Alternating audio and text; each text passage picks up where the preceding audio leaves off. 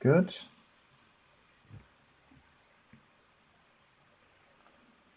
There's an echo on. No, I don't think so. Okay, so go with Slav setup. And we looked at knight f3, and I think he brings out this bishop a little bit early here. So if you're just tuning in, this is the Lichess4545 Team League, playing on the board one now. My team has actually already won the match, which is great. But yeah, we should have played earlier, but had to reschedule to make sure we can get the game in before the pairings close. New pairings can be released soon, later today. So I'm delaying everyone here. Sorry about that. But hopefully we get a good game out of this. And I'm in a okay shape to play. So I'm expecting bishop f5 to come in. I see that he played this a bunch of times using opening3.com, great website.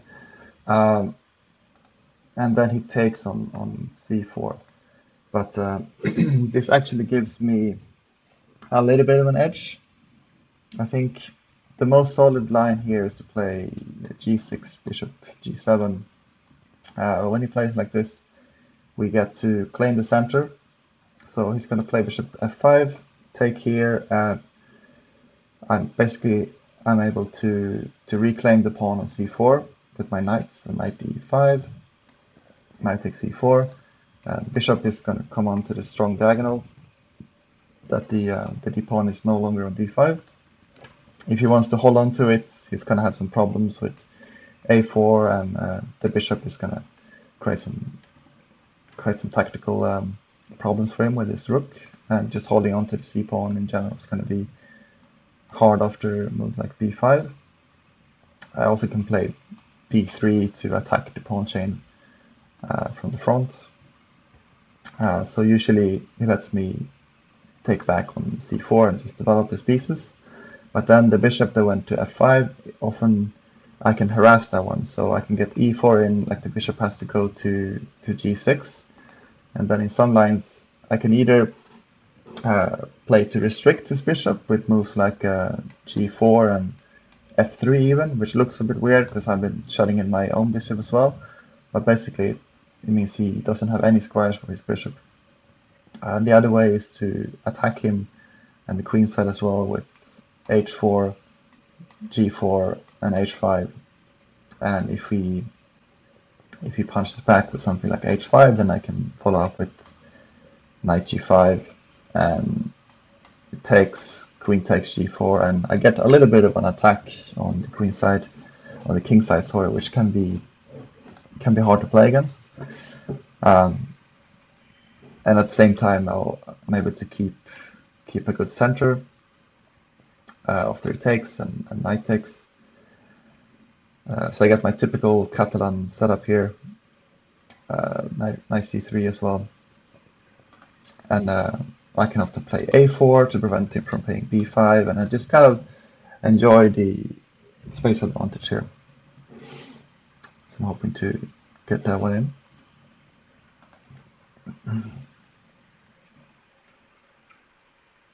So yeah, I'm expecting that bishop f5, but he might play something more solid, like g6.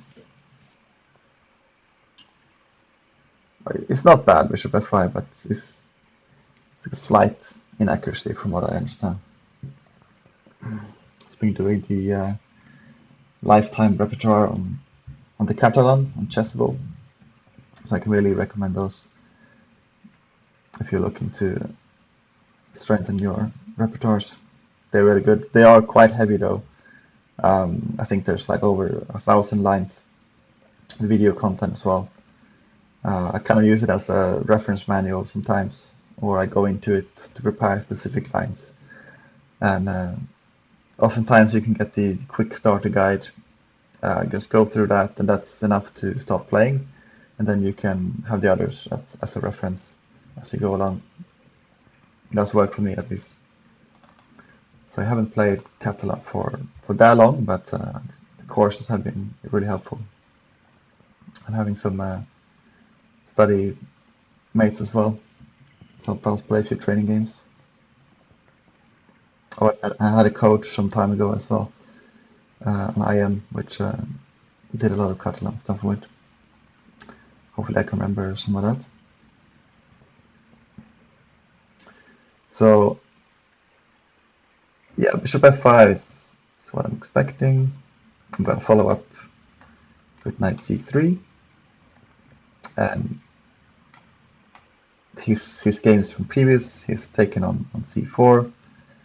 Then I play knight e5, hitting the pawn on c4, and yep, there we go, nice. So we got what I expected, and now I can just calmly play knight c3 here. I'm pretty sure it's the best move. Yeah, I'm gonna trust my preparation here and just play it. I want to keep my time advantage as well. Always feels good. That's something I've been struggling with lately, just overthinking stuff. But I know knight c3 is the move here. It's double check and triple check, but sometimes in this game specifically, like 45 minutes, it's not that long when you think about it, compared to real classical games, which are like 90 minutes plus 30 seconds a move, and even extra time sometimes as well. So I'll try to keep time advantage here. So yeah, I'm expecting deep take c4, like I said, which makes sense for black. Like he's played c6, so he's threatening to bolster his pawn chain with b5, and he wants to prevent me from playing queen b3. I think the threat now from me is to take the pawn. He takes back with the c pawn, then queen b3, and already I have 2 pieces on d5 and I'm attacking d7 as well. Okay, so now he diverges a little bit. Previously he's played d takes c4, but now he's going into e6, which I assume should be more solid. So the question is here if I should play queen b3 to attack b7.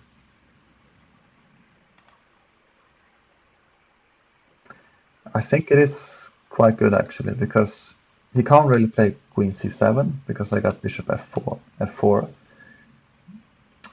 There's some similar lines that looks like this, but white hasn't played g3, so in that case he can play queen c7 to prevent bishop f4. But here I think it makes sense to sort of provoke queen c7,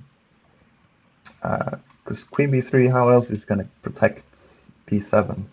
Like he might go b5, but I can just take, queen takes, and I don't really see any tricks here. I just win the pawn. If he takes here, I think I can take on b7. Yeah, that looks good. Knight d7, the c pawn hangs as well.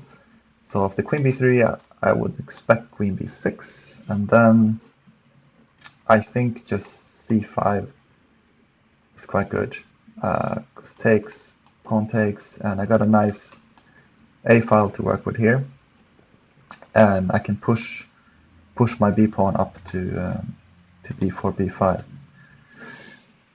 Or maybe I can't actually, because he does have his bishop here, targeting b4. No, I can, of course, but because I closed the diagonal first with c5. So queen b3, queen b6, c5, takes, pawn takes, and I think something like a5 can't be good. Because I got knight a4 and stuff, and I can just pressure the a pawn. So I think that should be quite good for me. I should be able to play b4 and b5, where I can target the c pawn. And if he takes, then he's got weak pawns, so I can attack. Other option is to play bishop b2 here. But then maybe he can can just continue developing calmly, and it's not clear if I have an edge or not. Maybe I can get knight h4 in at some point. This should be slightly better still, but it feels like a good opportunity to play queen b3. It is a common line in the Catalan. Like often the queen ends up on c2, but not in this case, of course, with the bishop here. So I think the queen is quite well placed on b3.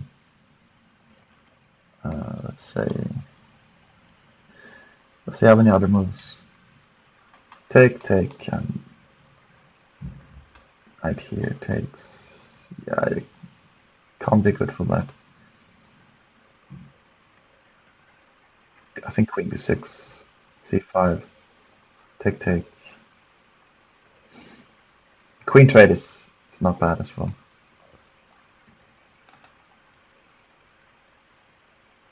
Like I'll be perfectly happy with draw as well in this game, so trading pieces can't be too bad. I should still have a bit of an edge in terms of pawn structure, even though it's very solid still. So yeah, let's go with queen b3 here. Switching up the game a little bit, but I play into the kind of positions I'm comfortable with, because I play a lot against this, a lot against the London structures like this when from the reverse side. So I'm familiar with this maneuver with queen b6, c5 to provoke queen takes b3. He can go back, of course, to c7, but then I got bishop f4 with tempo, and I just get too much tempo in that line, I think, for it to be worth it for black.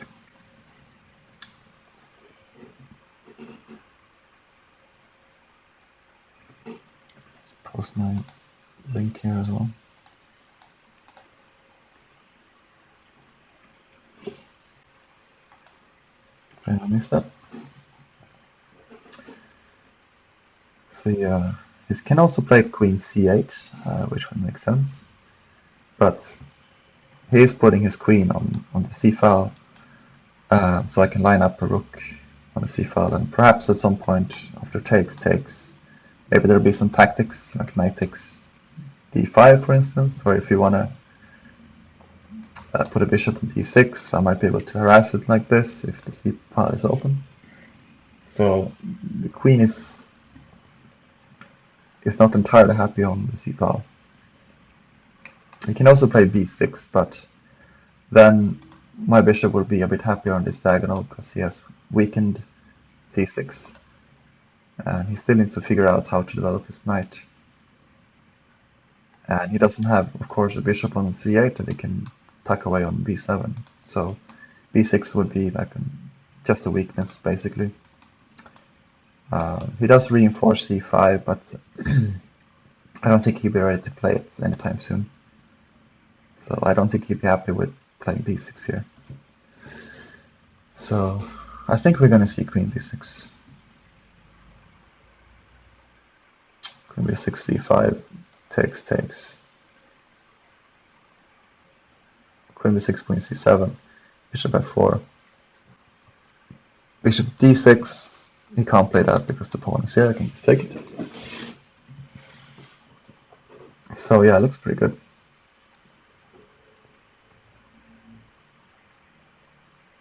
I'm sort of taking advantage of his bishop coming out a bit too quickly. Like if he played this in like a Chebanenko style Slav, he would play a6 first. That means he can meet queen b3 with b5, or with rook a7, which is a cute little move to make use of the rook early on to defend the b pawn. And after that, you can later on play b5 and sort of swing the rook over to the center maybe, or even to the king side later on. So I like the Chebanenko style better as a kind of setup with bishop f5. I'll play something similar against the Catalan.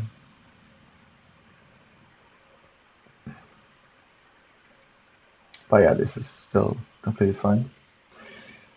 I like that he's taking his time with it. He's trying to figure out what's going on. I'll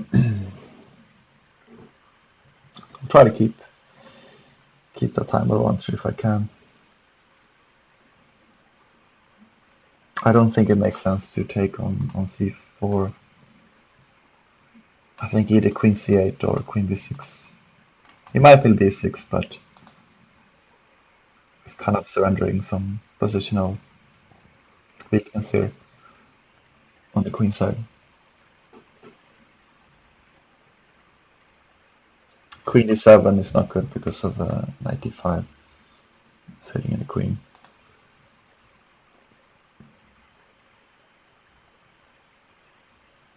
And he can't play b5.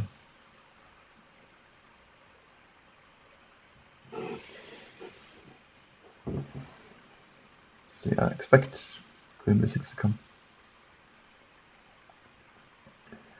Hopefully the sound levels and everything is alright. I couldn't quite get it set up to work with music and stuff because I can't find an adapter to my old PC, so I have to stream on a Mac. And it's a bit iffy getting the audio to work. You have to get stuff like Sunflower, which is basically a virtual audio cable to hook it up, and I haven't got all that sorted out yet. So no music for today, and I think you can't even hear the pieces, unfortunately. But you have to just get on with my voice. Maybe play some music by yourself. I hope you're enjoying the game still. I can provide some helpful comments. So I'll enable the chat afterwards, and of course you can comment on the game in the Lichess chat as well. You'll be able to find it if you search for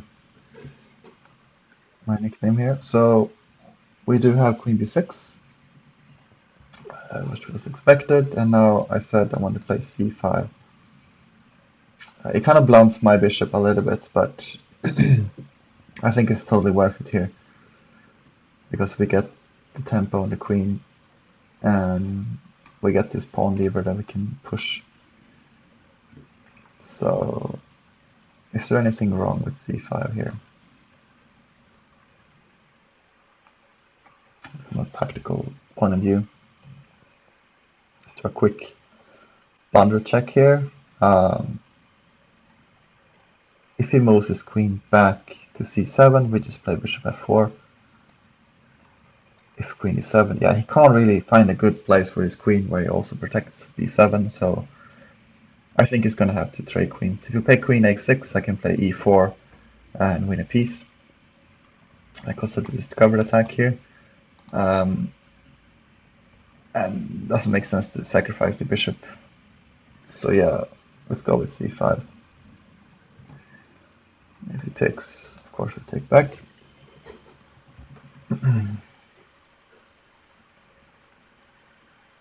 So now we got the open A file to work with here. And I'm not too worried about these double pawns. I'm going to be able to get rid of one of them by pushing it up to b4 and b5. Where I'll be able to hit c6. Okay, so he wants to prevent me from playing b4 right away. And he also wants to attack like this. I can't play some kind of pawn sacrifice here. I can play e4. Or if he takes, he takes with the bishop, then my knight is under attack. So it might even be worth it, actually. Because the idea is e4. Maybe he can just play knight b4 right away. Just ignore that take. It'll win my rook, and will he escape? That's the question. So e4, let's say knight b4 takes, check, so king d1, takes maybe knight d2, so we can't come out on b3. Because on knight d4 I can just take, but it's gonna take a long time to recapture that knight on a1.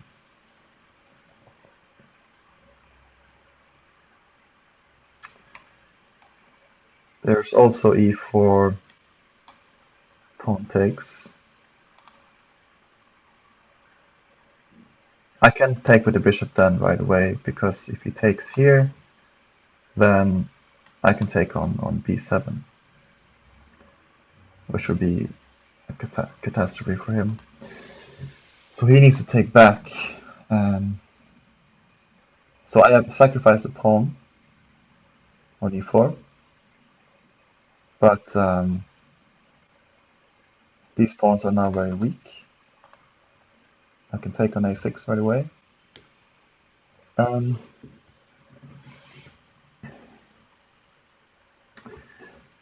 this pawn e4 can't be really a problem, right?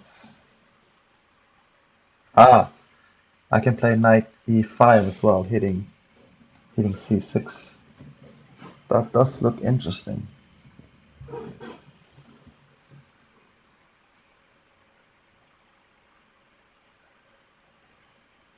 Yeah, I think e4 is a critical line here.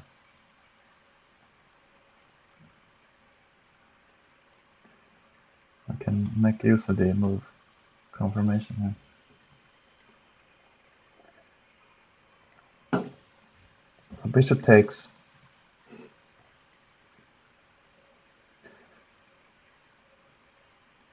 I can just take with the knights and then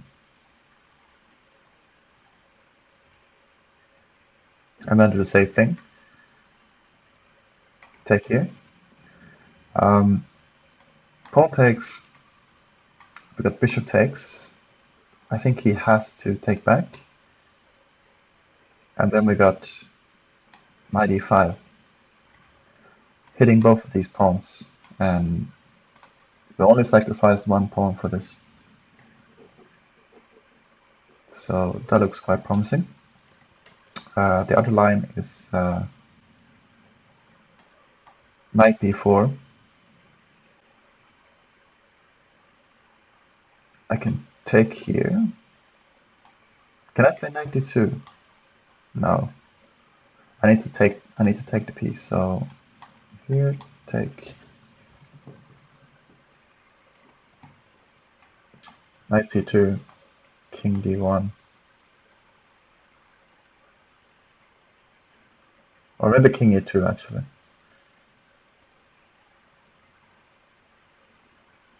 No, king d1, because I need to protect c2 square as well.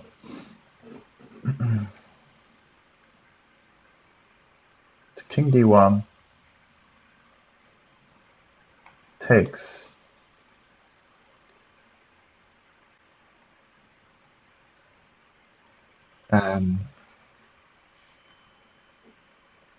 Knight d2. So now the question is if I can recapture this knight on a1 or not.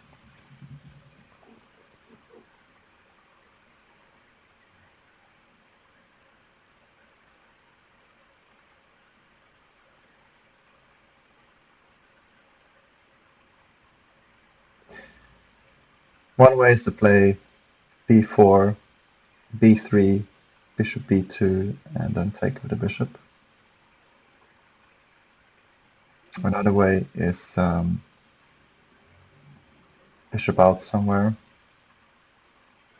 say bishop d3, also hitting the pawn on f5.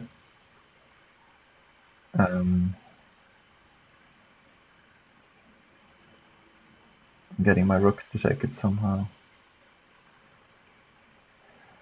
Bishop d3.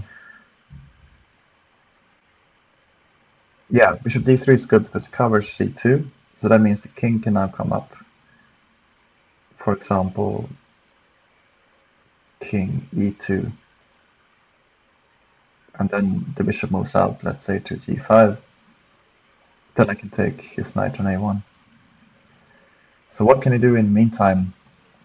He's got a5, but a4 is quite well protected, so maybe that's fine.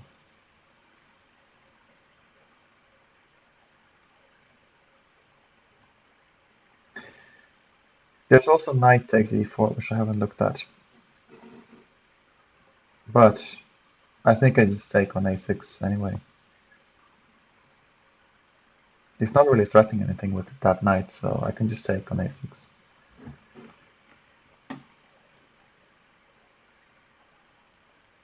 So he'd probably play bishop e4. Or of course he can go back with the bishop, but then we take on a6, and I think we're happy. We can also throw in e5 if we want to.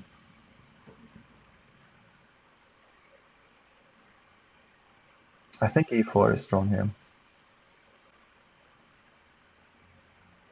Knight b4.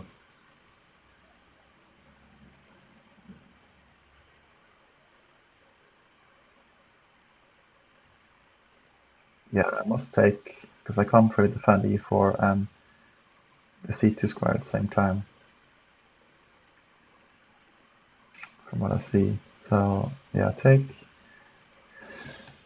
Let's do it one more time. e4, knight b4, takes, knight c2, king d1, knight takes a1, bishop d3, let's say a5, bishop g5 maybe,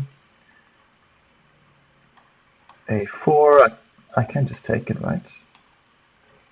And the knight still can't get out. Oh, I forgot knight e2, okay. e4, knight b4, takes, check, king d1, knight takes a1, knight d2. But if I play knight d2, how am I gonna get the bishop out? So it means I have to go for this plan with b4, b3, bishop b2. That's what I'm saying. It just takes so long to recapture that knight.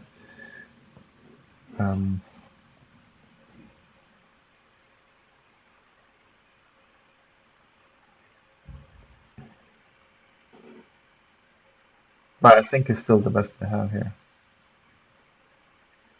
It's just going to take him even longer to save the knight. And if I'm successful, I'll be up quite a lot in material.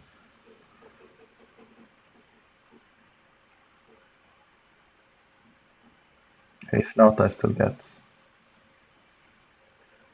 a pawn and a piece from my rook. But my rook is very active.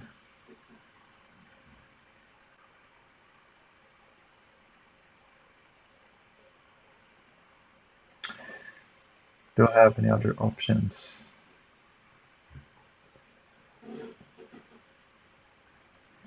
Something else that's easier.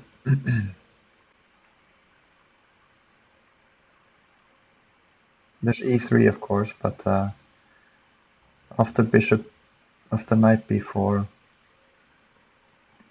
I can't really get this knight out of b4. It's quite well placed. So I think now's my chance to drive it away with e4. Take it.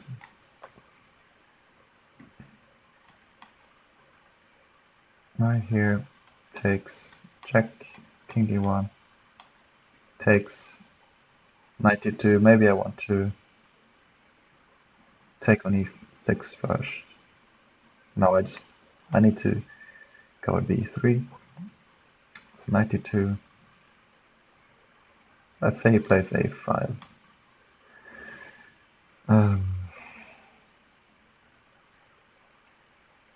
Is there a quicker way to take the knight on a1?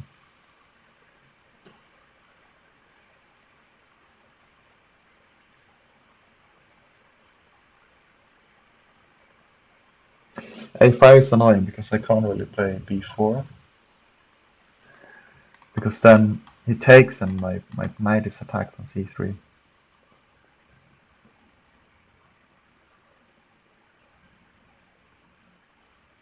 But then again, it's not threatening that much. Because he can't play a4 anyway. Because I just take it with a knight.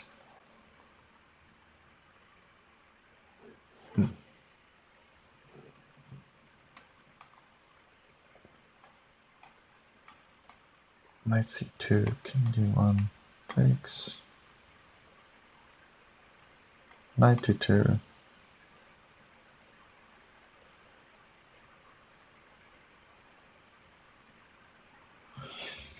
Yeah, it's a strange position.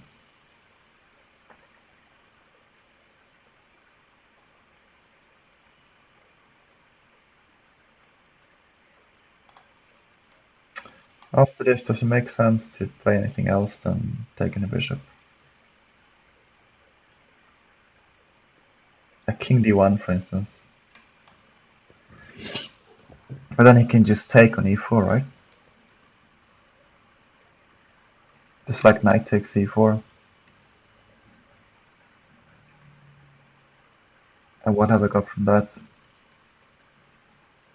Takes, bishop takes, yeah, it's not good.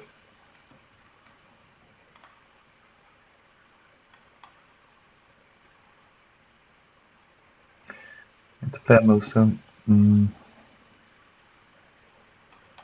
Take here.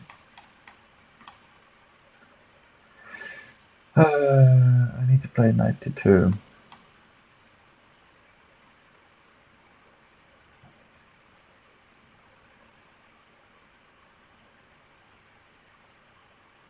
How can I capture the knights?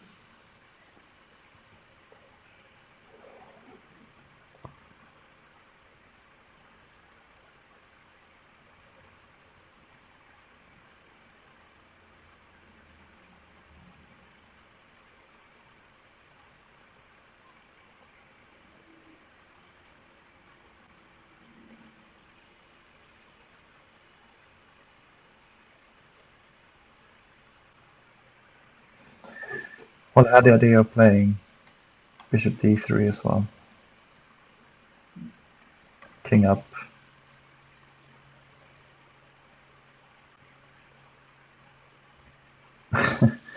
I still need to defend b3. Yeah, it's so complicated to defend.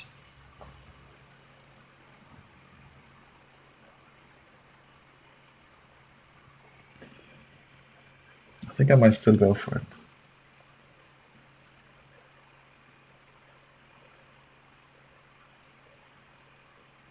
Or is it just bad?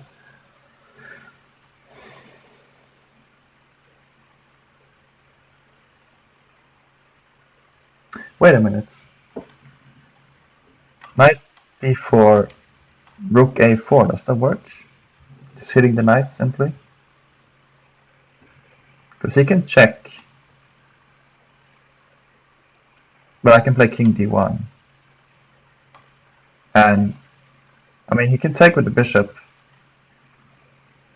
But then I can take with my knights. He takes with the pawn probably, and I can grab this knight on c2. Or I can play knight e4. Yeah, I think that line should at least be okay for me. So knight b4, rook a4. I think it's quite strong.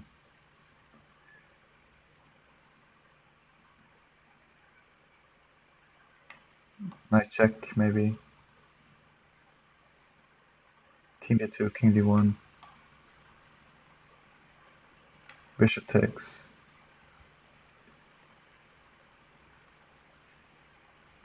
Knight takes, pawn takes.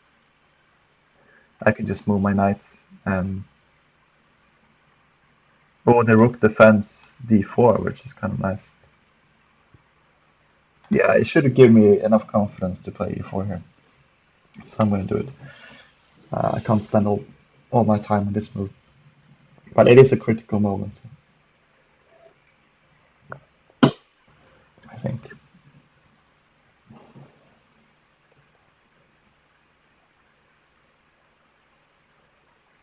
So I'll expect him to spend a bit of time here as well.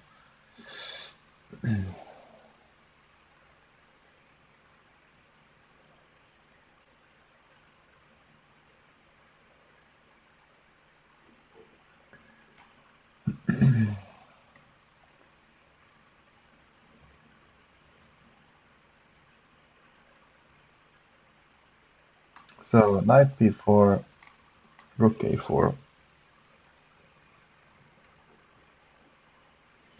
His knight is attacked, his bishop is attacked. You can take with a pawn attacking my knights, but I can just move my knights like...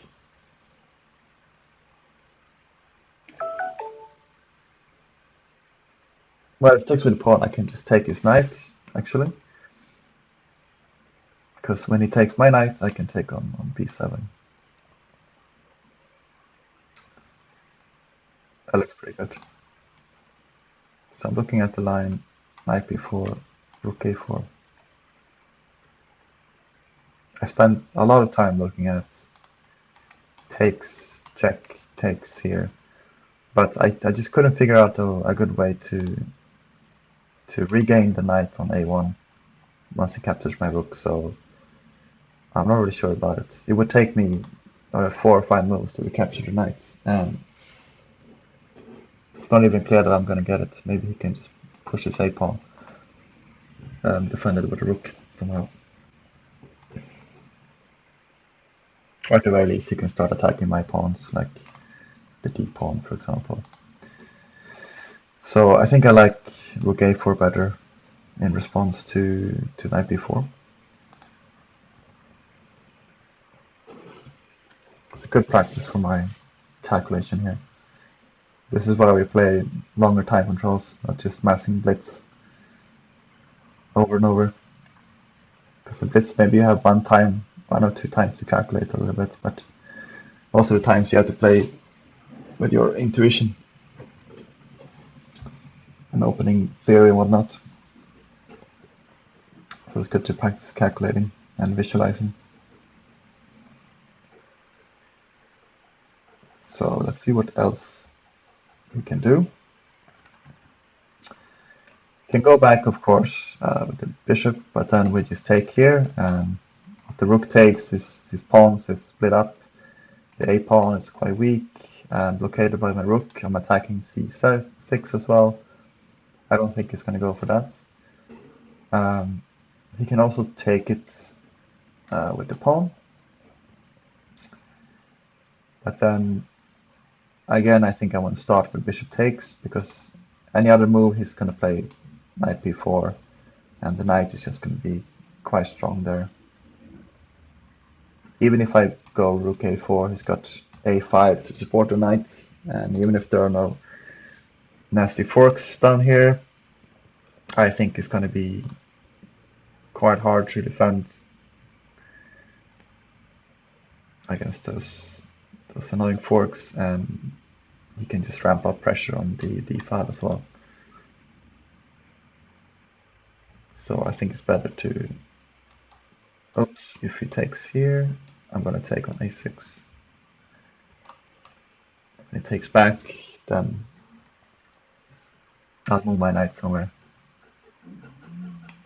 Maybe knight h4, maybe knight e5. I think knight e5 is stronger because, like I was looking at previously, the c-pawn is quite weak and attacked by my knight right away.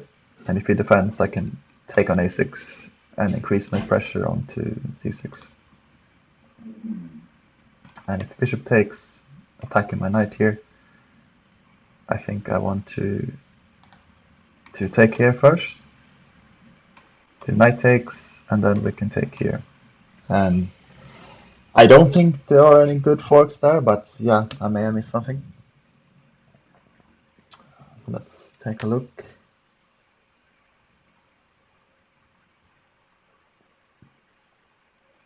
If you start with knight takes, it's not really threatening anything. So I'm just going to take. Bishop takes. The knight is pinned, so I don't think I should allow bishop takes f3.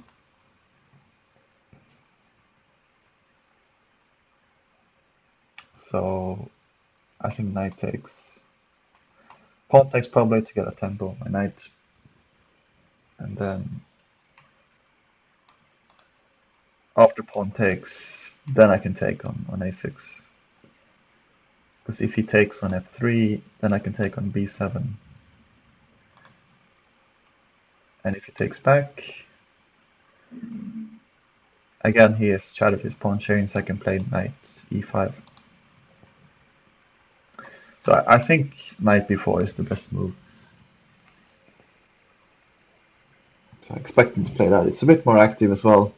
Puts me under a bit more pressure. So I think I'm going to go with rook a4 as response to that. Right, I'm attacking two pieces.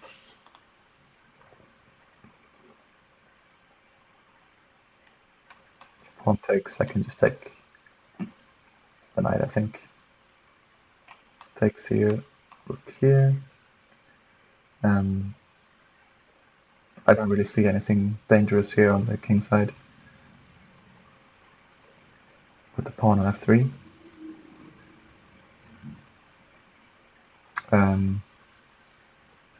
If he checks here,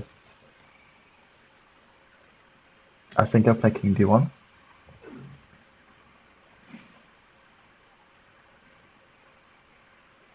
King d1 or king d2. The only thing is if I play king d1, then maybe bishop g4 is annoying. Or he makes a pin on my knights. Pins my knight and gets out of his attack as well.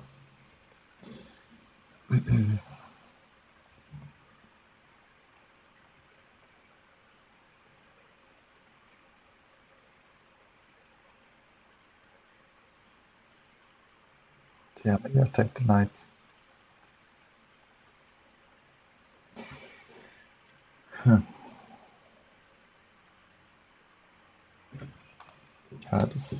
This pin here is annoying. With the bishop. So maybe king d2 is better in that case. So knight b4, rook a4, check, king d2. The only thing now is he can play knight takes e4 check. Whereas when I take with the knight,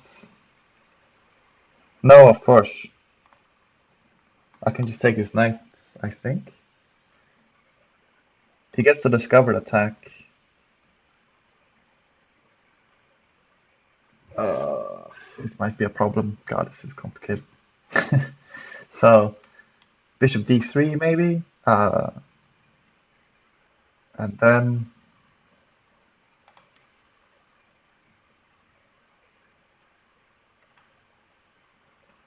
so wait, knight here, rook a4, knight check, king d2, knight takes. So if I just take here, then he can take on f2. Bishop d3 doesn't work, so I have to go back maybe. And then he can just take on h1. So we got the same situation where he's now won a pawn and a rook for the knight, and his knight is probably getting trapped on h1 after moves like bishop e3.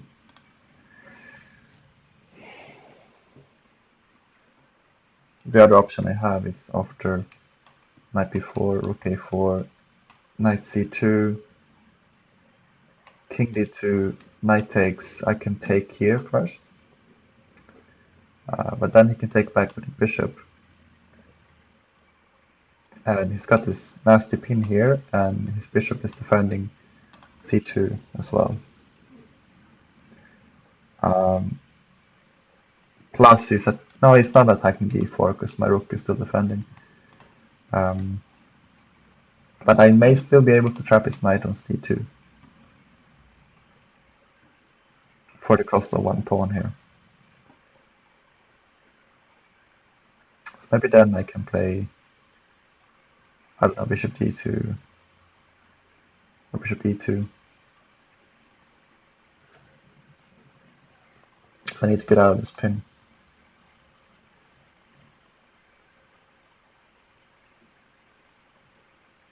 So king d1 runs into bishop g4.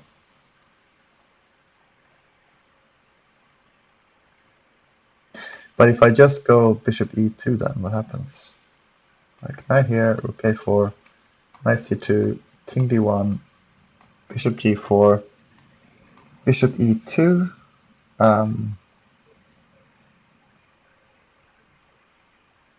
Everything's pretty well defended, and I still have my pawn on e4.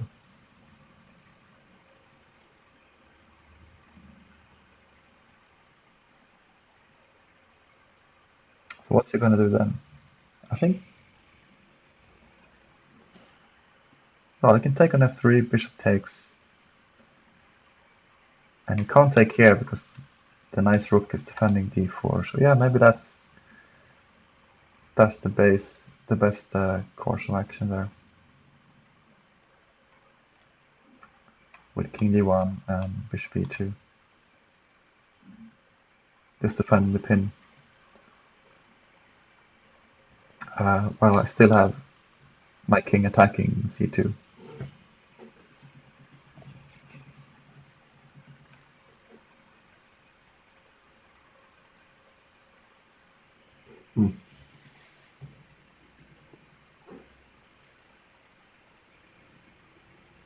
If he then takes on e4,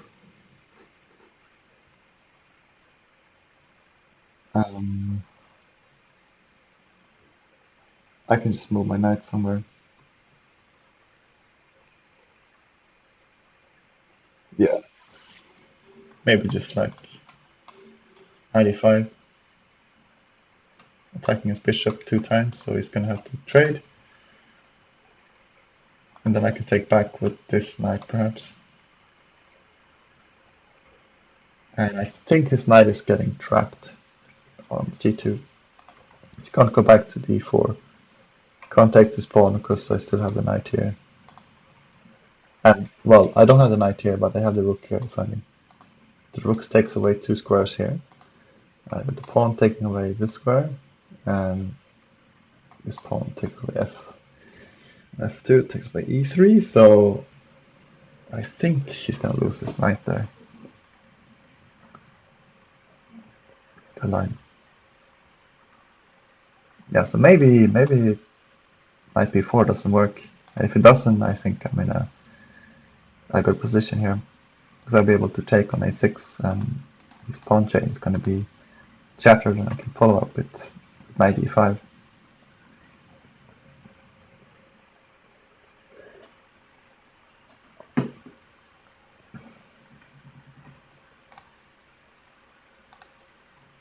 Yeah, sounds pretty good.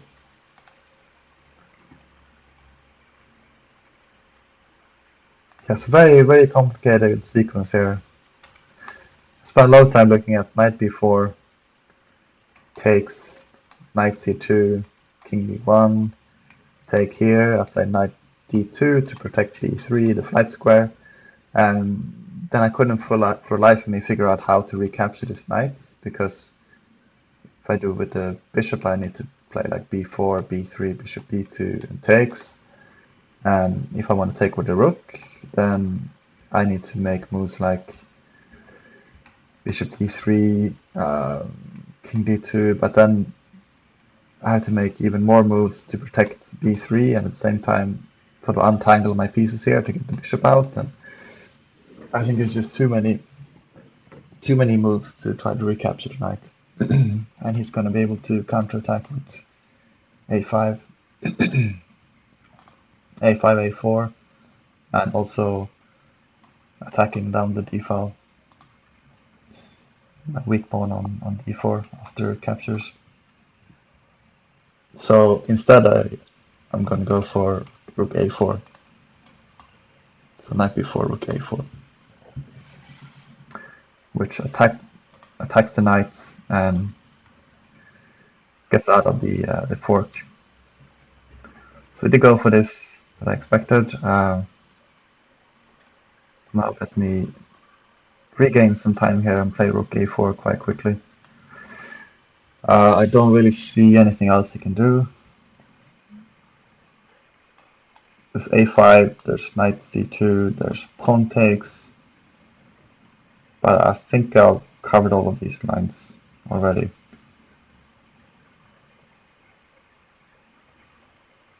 Pawn takes. I can just take the knight, worst case. So yeah, I'm pretty sure rook a4 is the best move I can come up with here, so I'm gonna play it. And I'll get some water. Be right back.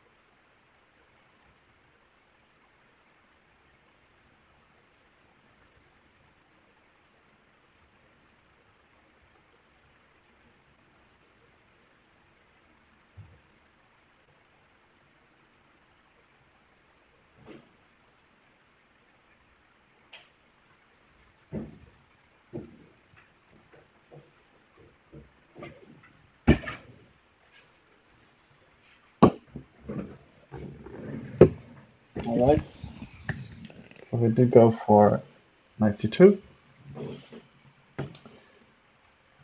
So what I was thinking of here was king d1. Attacking the knights. The knight can't really go anywhere, so the only real moves to look at is pawn takes or bishop takes. If pawn takes,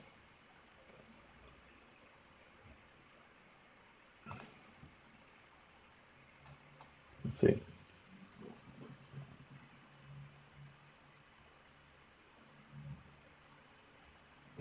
I think 95 makes sense. Attacking the knights. I can't really see any moves for the knight in that case. So am I just winning a piece? You can play e3.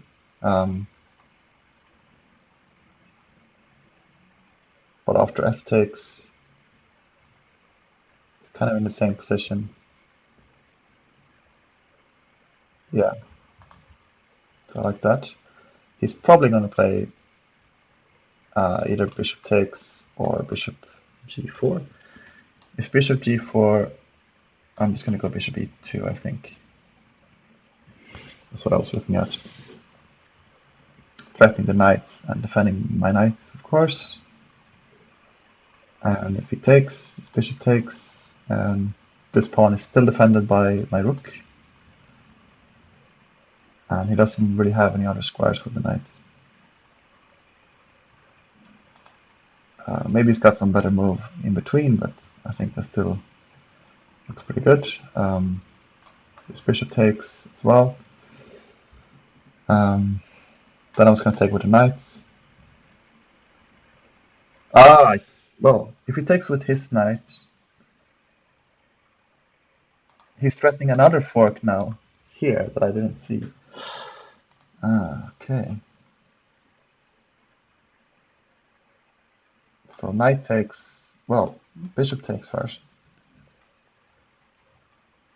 If knight takes, then he takes with his knight, threatening another fork. I can take here. Yeah, I can just take the knight, right?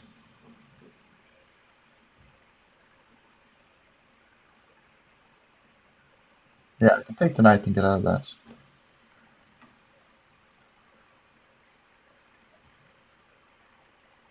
There's also knight takes.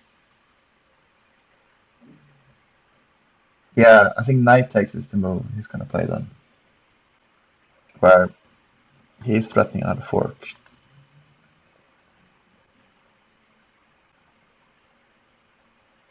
So if I take with my knight, then he can take with the bishop. But again, I can just play bishop e2, I think.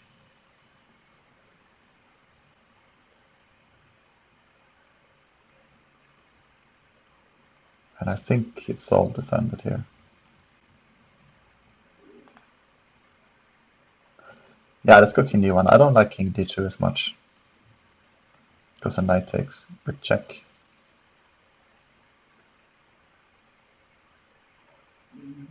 Knight takes with check. I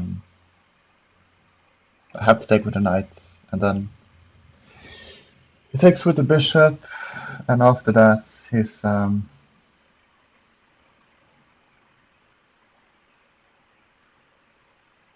yeah, it's gonna take me longer to capture the knight, basically. That's okay. Let's have a look at king d2 one more time.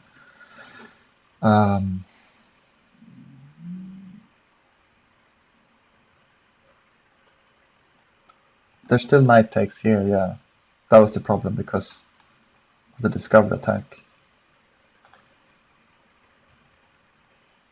I basically have to take it. King d2 takes, bishop takes.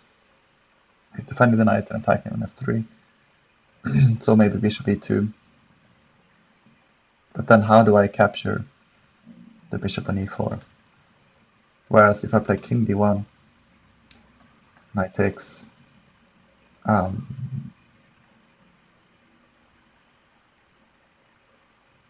takes, bishop takes,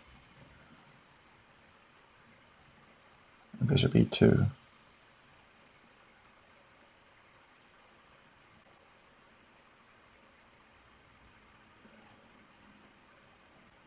After I move my rook, then I can maybe kick his bishop out with my knight. So I think king d1 makes a little bit more sense. And I'm happy to see this move as well. So yeah, let's go with king d1.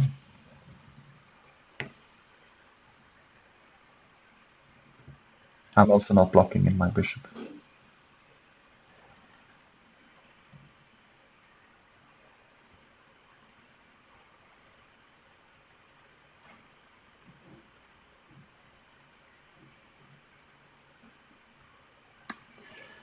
Pawn takes, I don't think makes much sense. Okay, just move my knight up. And I still have this threat here.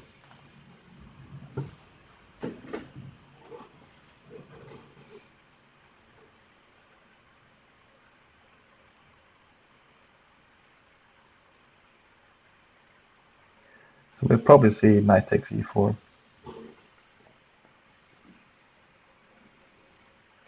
Then I don't think I can take here and go into this discovered check.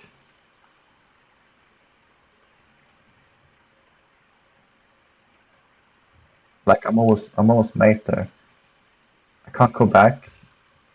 I have to go to d2, blocking my bishop again. He can take here. I have to protect f2 as well. Maybe move my king back. I'd probably get to recapture here, but I'm not sure if it's worth it.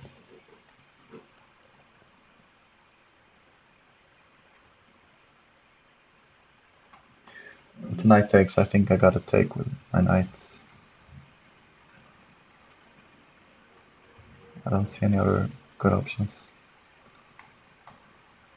And if it takes with the pawn, again I can just move my knight. The rook is defending. So it's probably take with the bishop here. So my knight is gone, he ends up with the bishop on e4, attacking my knight. Now after bishop e2, the center is still close, and the knight is kind of behind enemy lines here. Okay.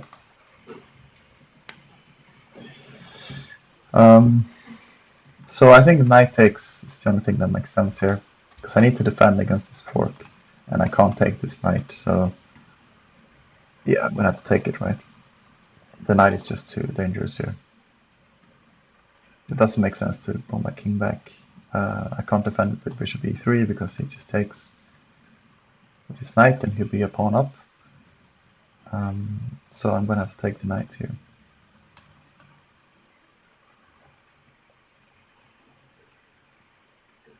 Bishop takes, okay. And now let's see if I can trap that knight. So he's up a pawn, but his knight is a little bit trapped here. So now is the question, should I play bishop g2 or bishop e2?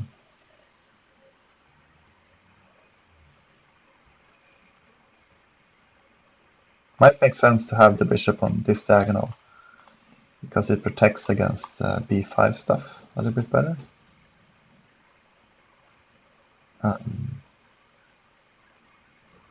I can't really play that anyway for a long time.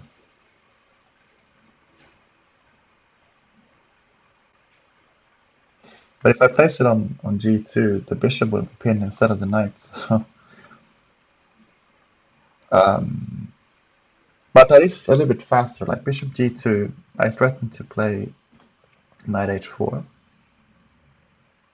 trading the bishop, and then taking the knight. So in that sense, bishop g2 is a little bit faster, because if I play bishop e2, I'm going to have to move my rook somewhere where it doesn't do much, like rook g1, and then maybe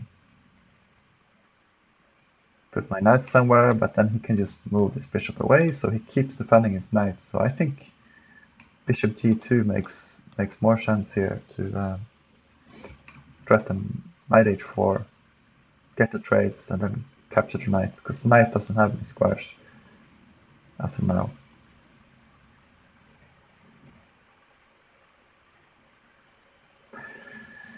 If he takes, that doesn't help him. His knight is still stuck, and the rook is defending d4.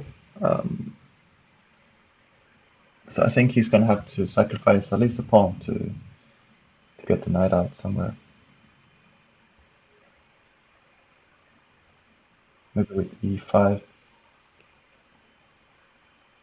takes.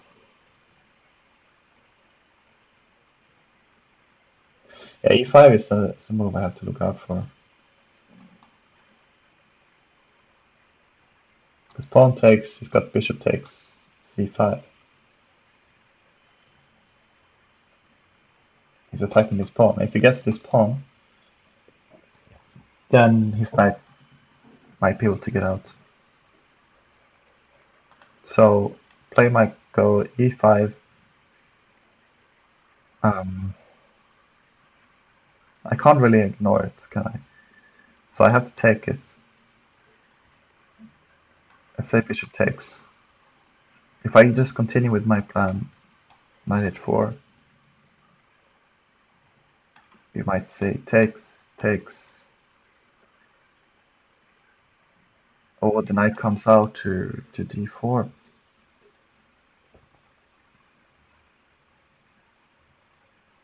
So I have to prepare against that. But still having the bishop on e2 doesn't really help me in that sense.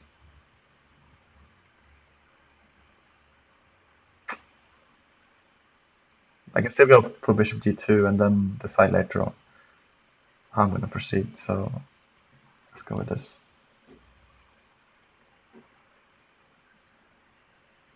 I think he's going to go e5.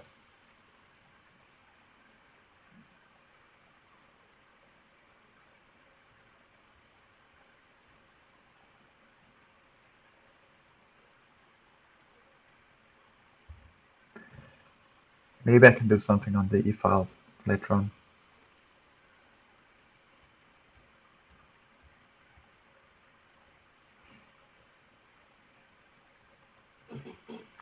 If he does nothing, if he just goes like bishop e7, I'm going to play knight h4.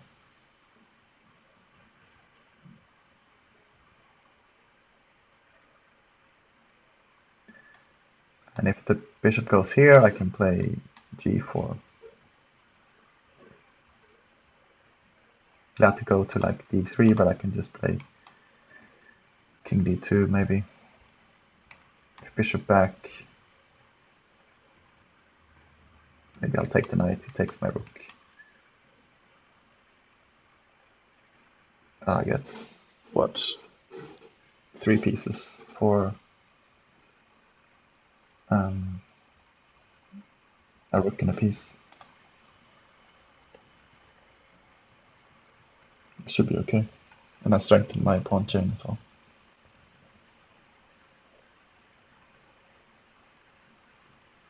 That's the other thing you can do, if you can try to harass my rook somewhere to get this flight square back for the knights. So b5 takes... Yeah, he might go for that as well. b5 takes en passant, and then just knight b4. But I can play moves like b7, and after rook a8 I can take on a7. Well, it looks kind of dangerous.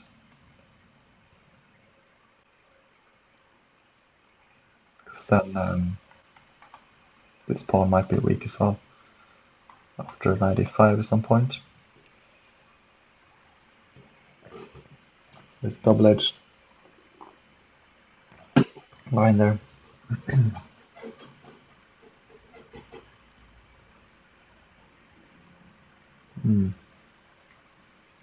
And so I think he'll try either e5 or b5 to try to get this knight out. Yeah. Oh, what?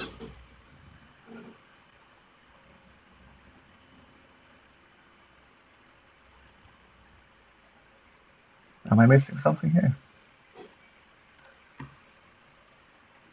So if I take that knight, is he gonna play a5 or something? Try to...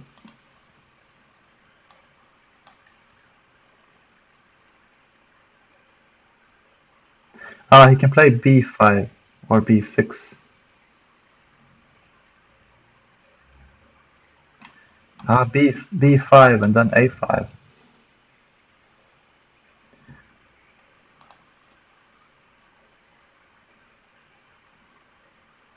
b5 I can't take because the bishop takes. And the rook is just trapped here.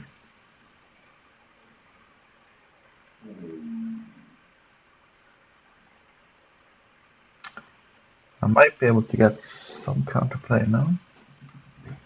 Like if I do nothing here, if I ignore the knight, he's just up a pawn, right? So bishop d2, for instance, a5 or, well, knight a6 probably.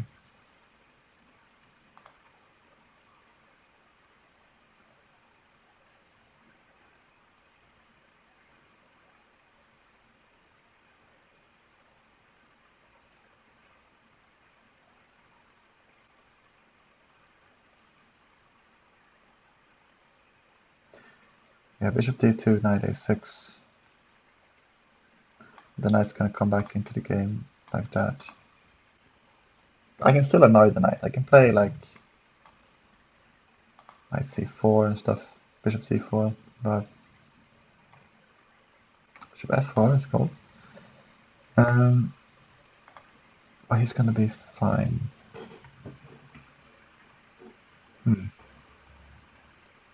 And the knight's gonna be able to defend the pawn levers here. So if I take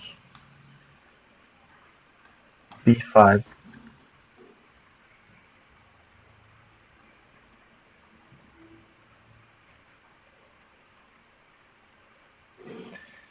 take bishop takes b7. No, there's nothing there.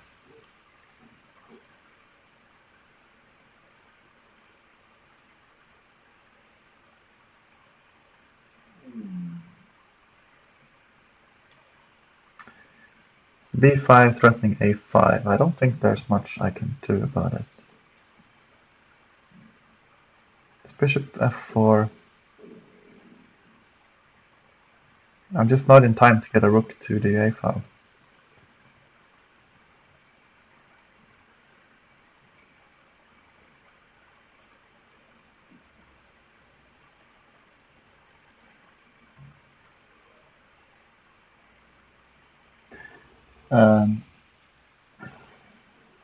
I do have knight e5, but they can just take my bishop on g2. So let's say I prepare it, then b5, rook g1, a5, knight e5. Maybe I can just protect it. Let's say takes, rook c8, and then I got knight takes c6 maybe. Huh.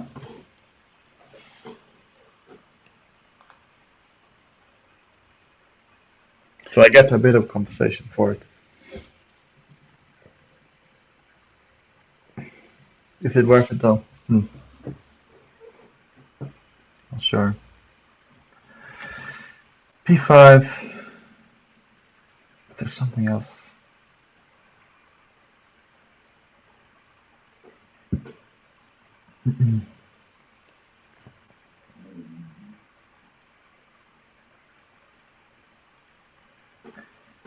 b5, rook g1.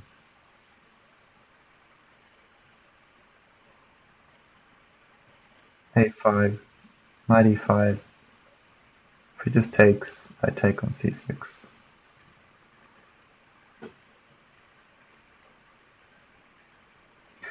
I do have a protected pass pawn after that.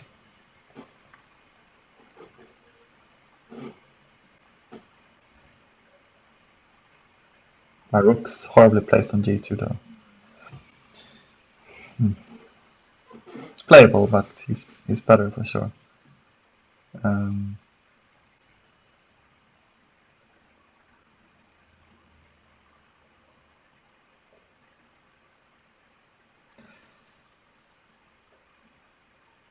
This knight move as well is annoying.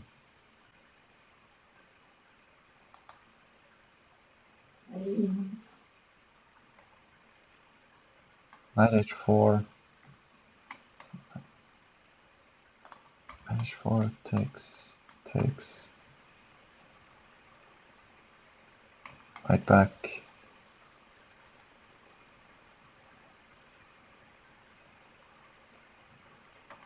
Bishop f4.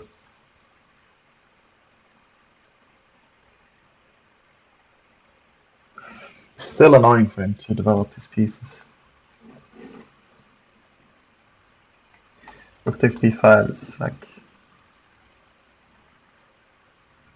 There's no way for me to prevent a5, and I don't really think I have enough counterplay. Because this is so slow now thanks to my piece being behind. If I had knight a5 immediately it might be okay, but now I don't think it works. So I think I'm gonna have to play a pawn down here.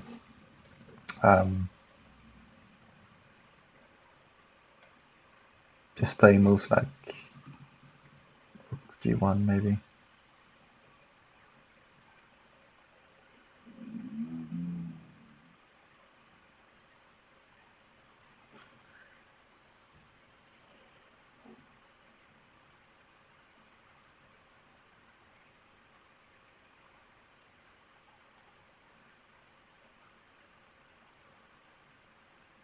G1, knight E1 maybe.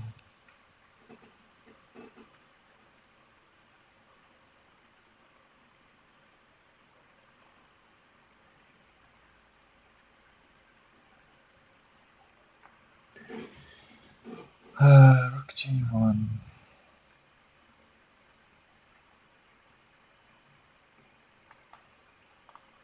G1, knight back, knight E5, takes, rook takes. Knight E7, he's kind of out of the woods.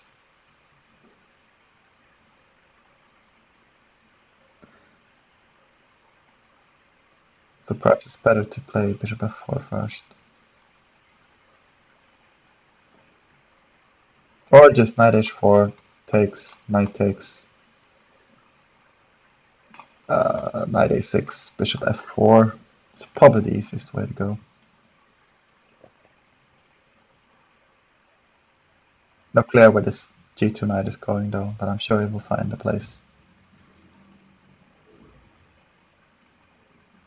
at some point.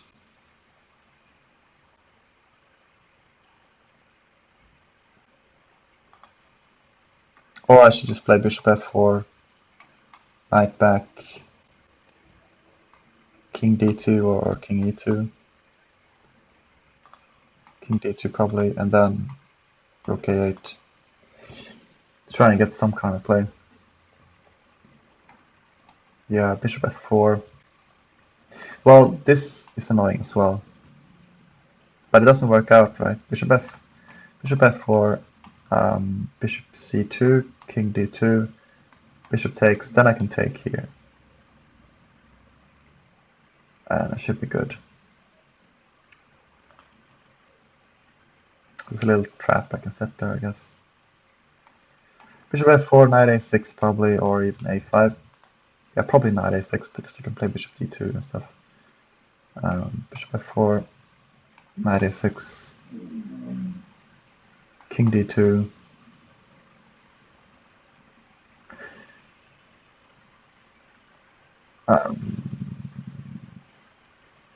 Bishop e7 maybe, rook a1, and I threaten b4 stuff, b4, b5 maybe. The bishop f4 can't be a bad move if I'm not going to take the knights, which I don't think works, so I need to make a move. So let's go bishop f4, get that somewhat in the game. But okay, maybe knight here is a problem.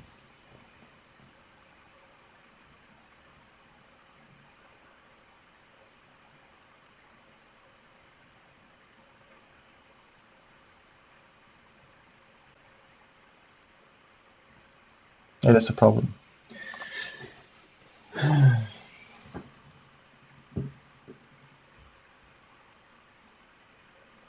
I guess we have to go with knight h4 first.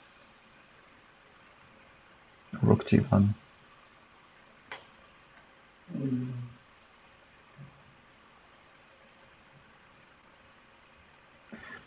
Or we go for this line, takes b5. Then try to do something. Rook g1, a5, knight e5, takes my rook, take on c6, probably takes here, rook takes, and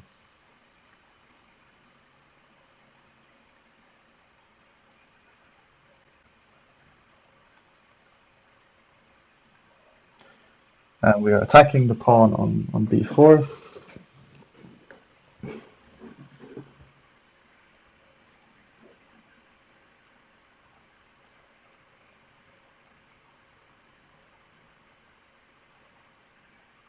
Yeah, maybe I do get enough compensation. Takes b5, rook g1.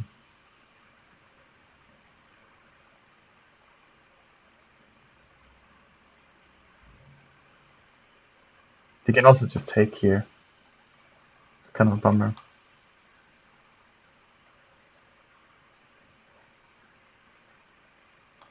Yeah, I think that's why it's not gonna work. Like rook takes b5,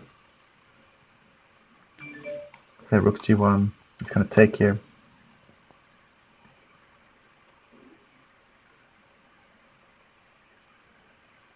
Bishop takes, take my rook, and I don't really have much counterplay. I can't move my bishop because of rook a1. Yeah, it looks pretty weak, I think. So I'll probably just go bishop f4. No, wait. We just said it doesn't work because of knight d3. Um,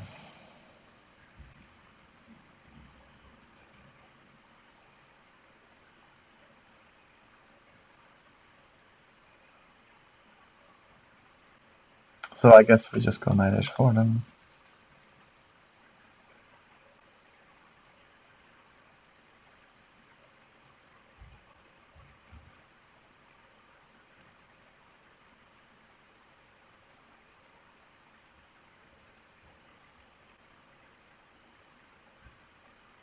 Yeah, the knight is not going to do that much here anyway.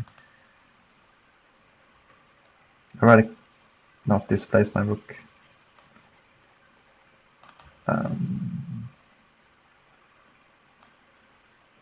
Yeah, let's go knight h4.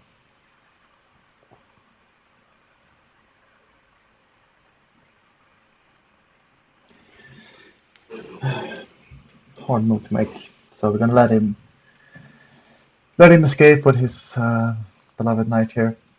Um, we get to keep our rook.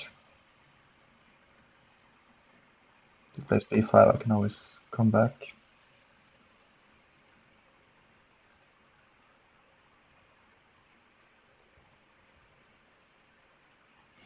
I think he's gonna take here.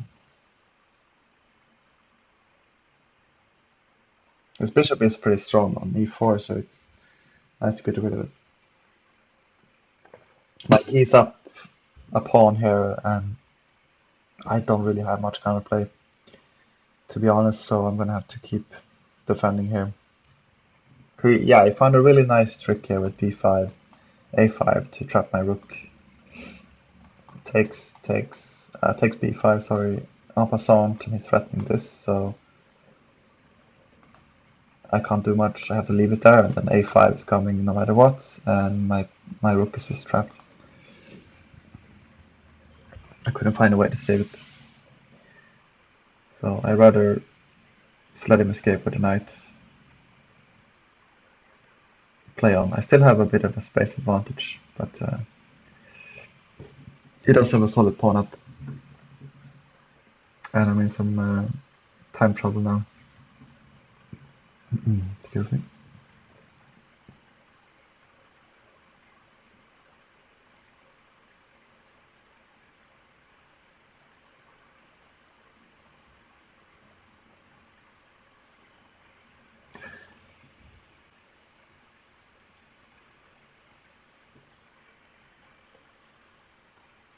He doesn't even have to play the knight back. Because he still have the same idea here. If I take the knight, he can still play b5 and trap my rook with a5.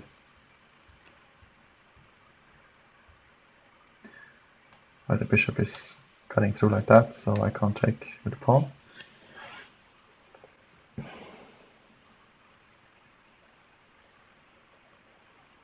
Well, okay.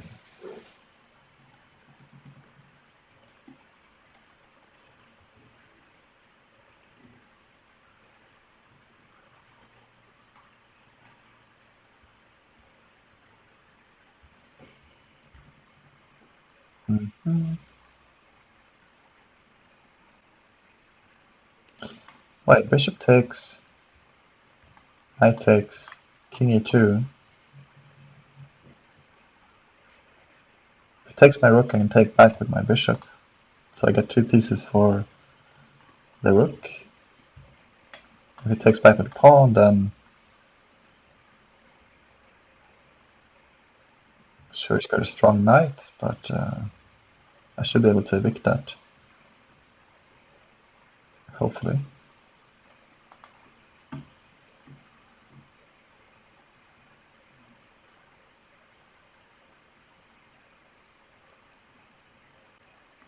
Alternatively, I can play king e2.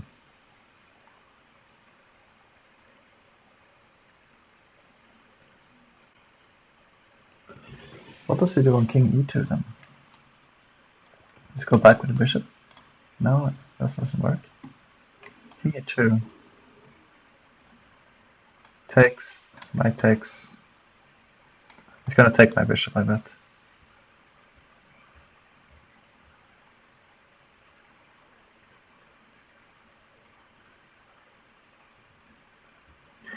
But if I takes, I can play knight bishop c2 and trap his knight now. Yeah, let's take here. I think that looks pretty good.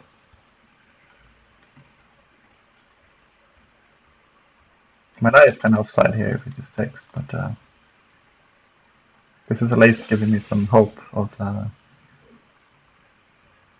fighting back here. I think he has to take.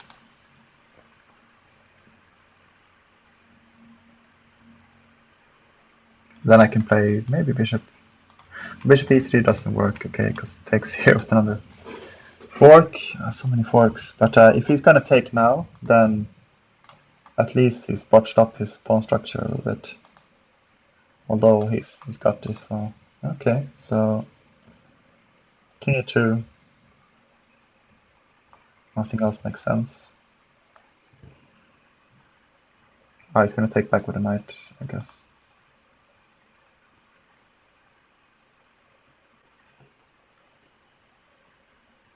Okay. So he's 2 pawns up now.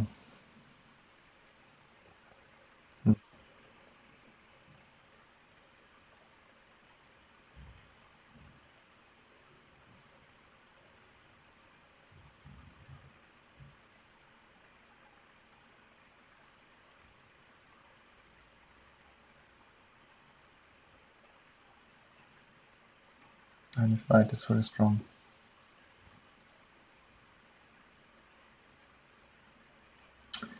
But I try to go for the a file, perhaps.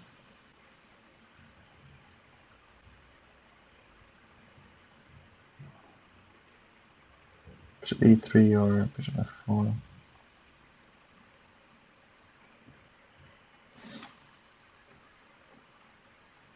Might be good to prevent him from playing e5.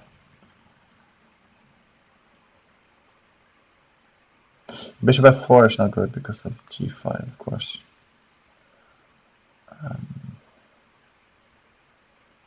Let's just put the bishop on e3.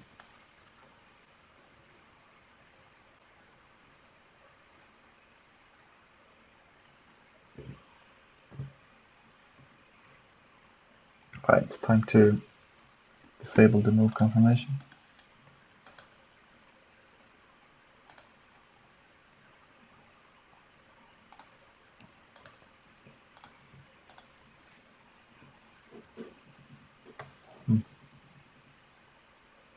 You got 2 nice tactics there.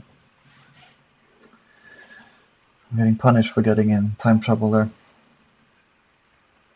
I still have a little bit of a development advantage, except for this knight here. My rooks are free to reign on both the f-file and the a-file.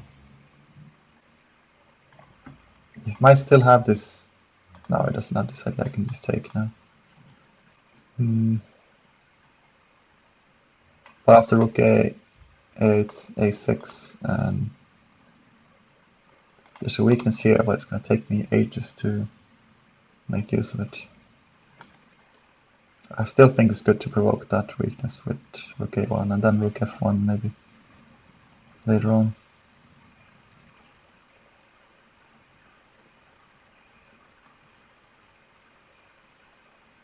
So maybe in an endgame I can invade with my king like this.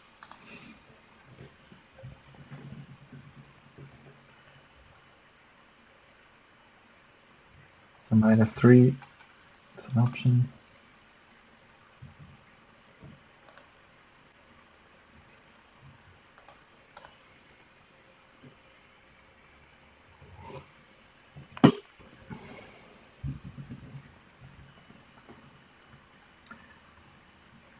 Maybe he just goes like something like bishop e7.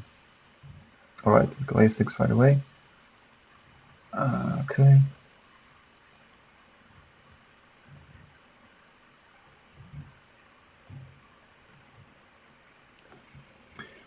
Does it make sense to go rook b4?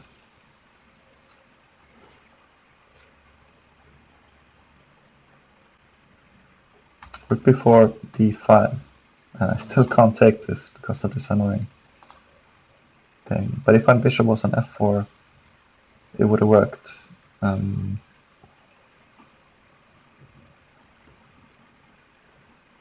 think just bringing my knight back in the game makes sense.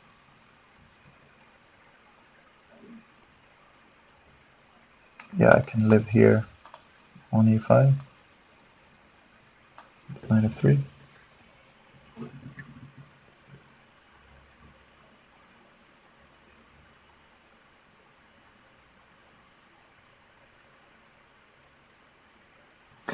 There might be some sacrifice here on c6 where I get the a pawn, and if I can get the c pawn as well, it might be worth it.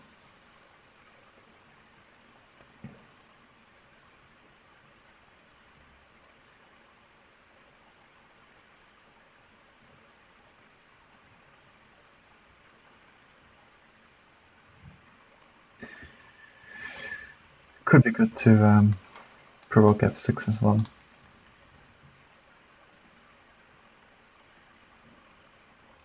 Rook f1.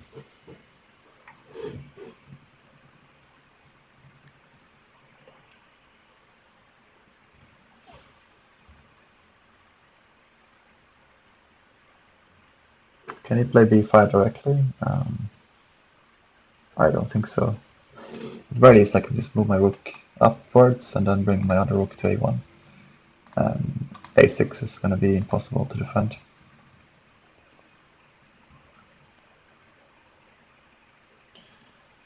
Maybe he's going to castle or something. Bishop b7, castle. Trying to play for the e5 break. f6, e5. Yeah, perhaps I shouldn't provoke him like this without getting something in return.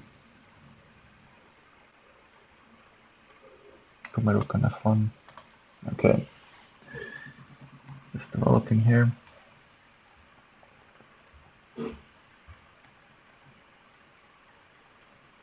But h4, h5 makes sense. I think it might be. No, not right away because of this.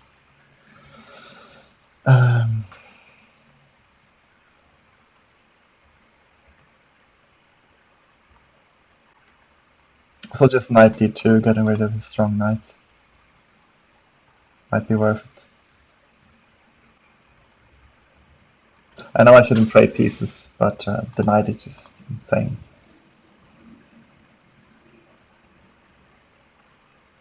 I started with rook f1 as well.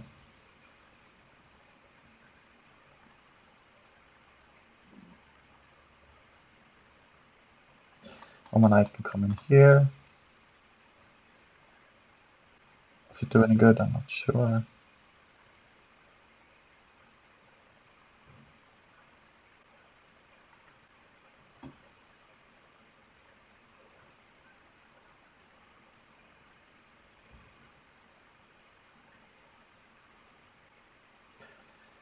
Rook f1, I can trade like this as well.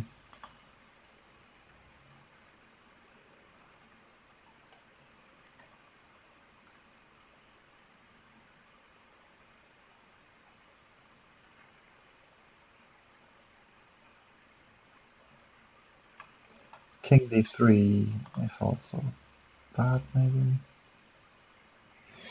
I don't know.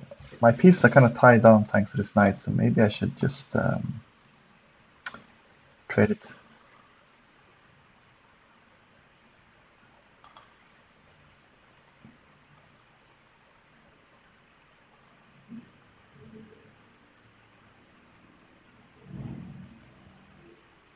Or g4, g5.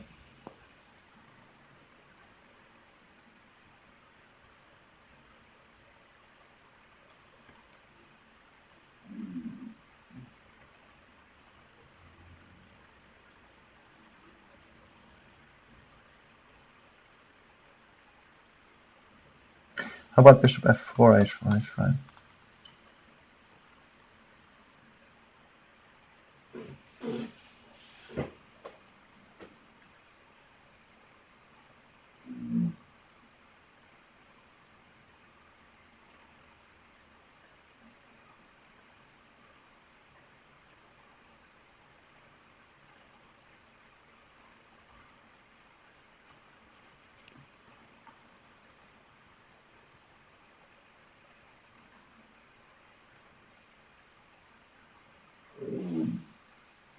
Hmm.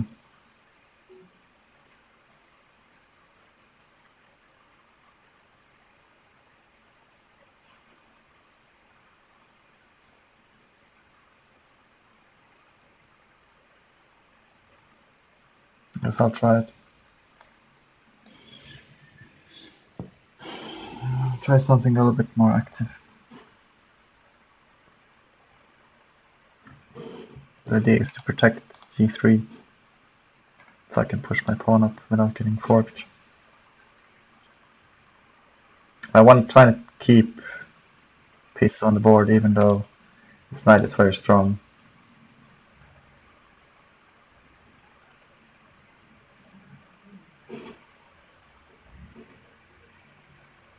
Maybe I can set up some kind of draw fortress, but I think it's gonna be hard. Okay, so can I play rook b4 now?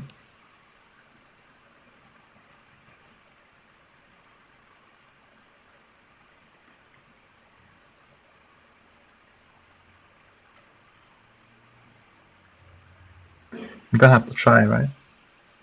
This is my last chance to play it.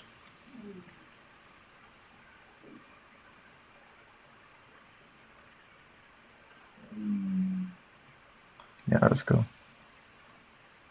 d5, I can just take now. I couldn't take before.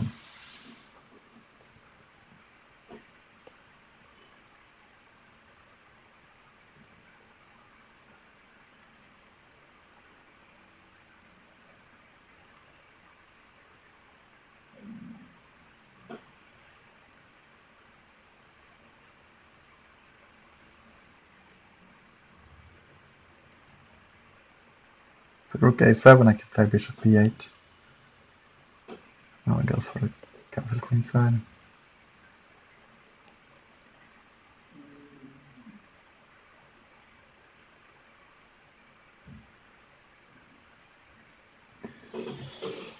Rook a1, I can threaten like takes, come into b8 somehow.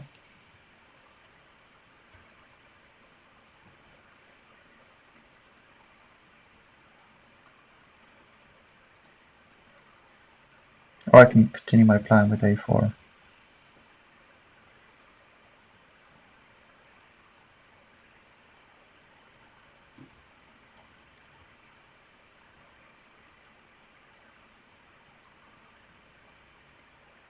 But the mating nets are kind of interesting though. Let's see what I can do.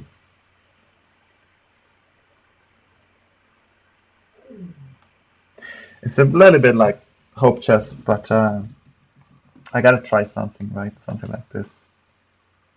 There might not be anything right now, but after rook b6, we can take on c6. It's gonna have to think about it. Perhaps I can get my knight in there somehow as well. probably it's not going to be anything, and he can strike back in the center.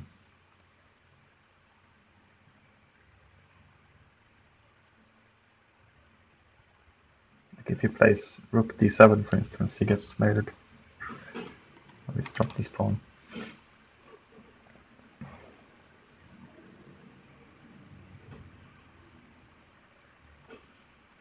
Right here about maybe a plan.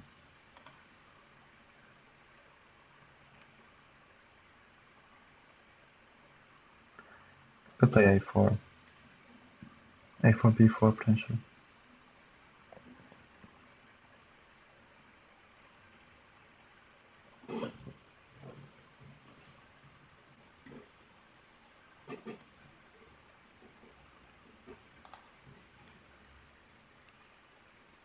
I'm gonna post my link again.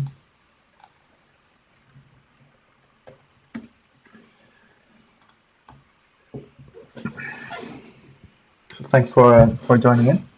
I think this is the last game of the round as well, so some extra people watching because there's no other games to be seen. I think. Fortunately, my team has already won this game, so I can relax a little bit. So yeah, really well played, all my teammates. So this one, trying to do my best to create something, but it's looking a bit bleak. I was doing well in the beginning, I think, but now he found a few tricks where he managed to escape with his knight and threatening to trap my rook. So in the end, I lost the pawn. Then it was another trade with knight d3, some exchanges. So he managed to win another pawn. And now I enjoy the space advantage with a little bit of a development edge, and I got a few tricks maybe here around his king, but black should definitely be better here. And also I don't have much time to work with here. Luckily there's 45 seconds increment, so I shouldn't freak out too much, but always nice to have some extra time in the bank. So I think he can just develop with f6, e5, and I'm not really sure what I'm going to do. Maybe I'll just grab some space. Wondering here how my knight can get into game. Maybe the knight can jump in here somehow. So if the knight can get here, this knight should go here. But that's going to take a while, like knight e1, knight e1, knight c2, knight e3, knight d3, knight c3, knight a4. Is there no faster way? It's knight e1, knight c2. Rook moves and knight b4 maybe? Rook b6, there might be some stuff with knight takes c6 or knight takes a6. Okay, yeah, he goes for that plan. Threatening to break through here. He can't do it just yet though.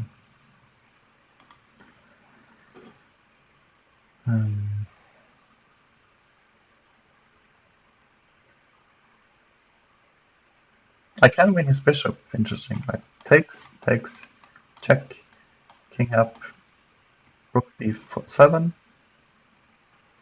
king goes back maybe, king goes here, and I can take on g7.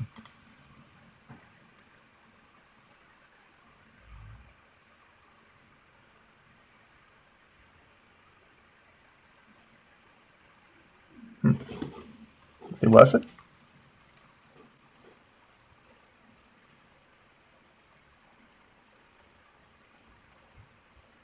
No, I don't think so. Let's just continue with rook b6.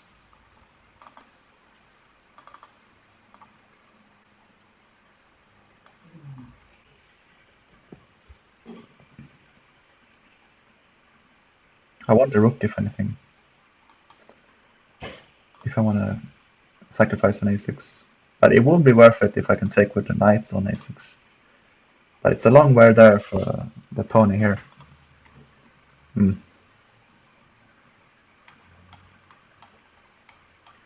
Yeah, maybe it's something like that.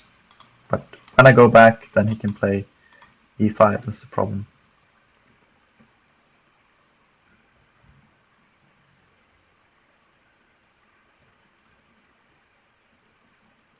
Now this rook takes, and rook takes c6 as well. I have to worry about. That means I win 2 pawns and a piece. So already that should be worth it for the rook. But keep in mind, I'm still down 2 pawns, but I will have a protected passed pawn here on c5, and I'm connecting pawn with d5. So if he does nothing, I might just take on a6. Rook takes, pawn takes, check, up here, and then grab his bishop. But I think he's going to defend the bishop now, but maybe rook g8 or something.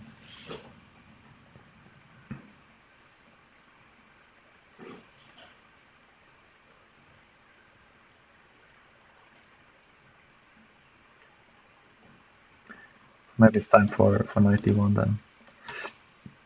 Knight e5. It's a problem. I could ignore it though.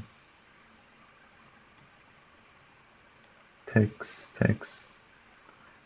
knight d3.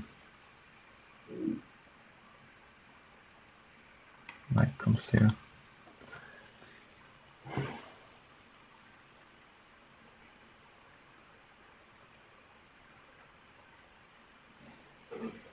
Can also grab some space on the queen side. But is that really doing anything? I'm not really sure. Maybe I'm just creating weaknesses. Okay, g5.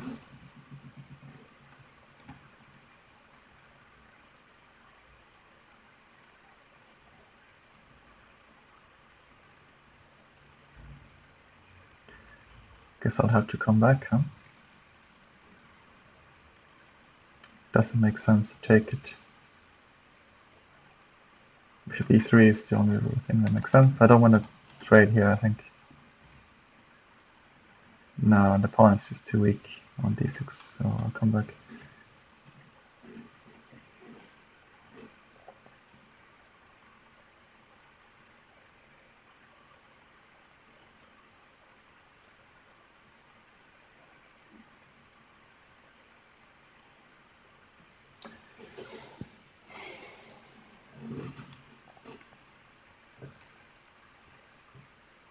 g4.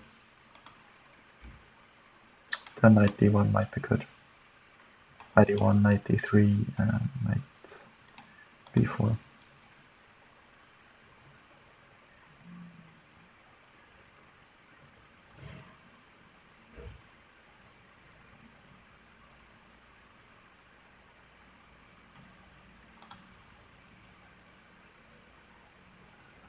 Maybe it goes h5.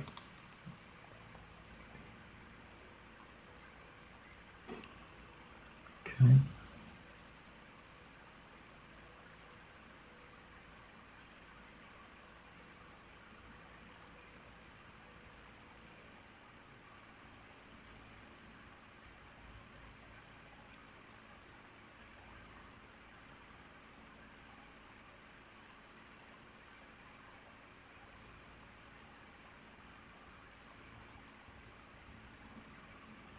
For b5. I think 91, but this is going to come. At least I have my bishop now defending. Let's go 91.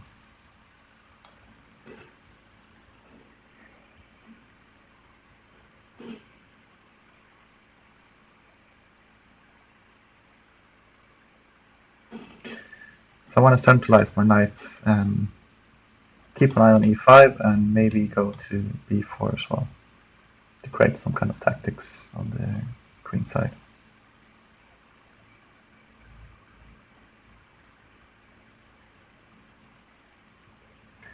Like knight takes a6, for example.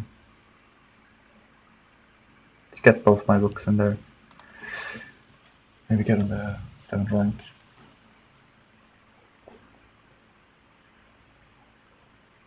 It's less powerful now that I don't have my bishop on this diagonal.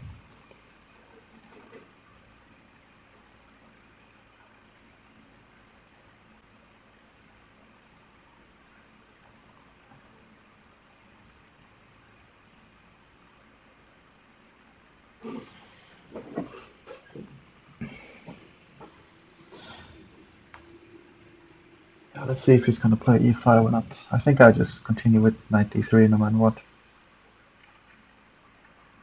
Because if he takes, I can take back with a bishop, and the bishop is quite strong there on d4. And yeah, he's not going to take. But he might play something like f5. But then I can take on e4 actually, e5.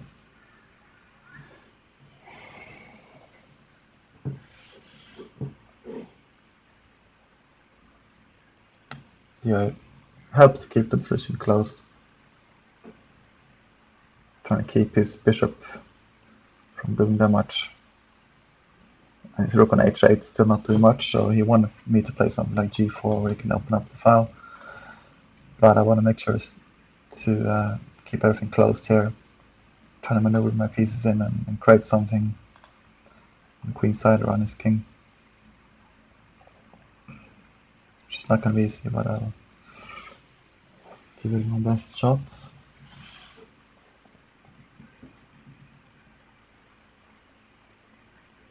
There we go, there's e5, so I said I just want to play knight d3. Taking here doesn't make sense. Let's bring the knight up.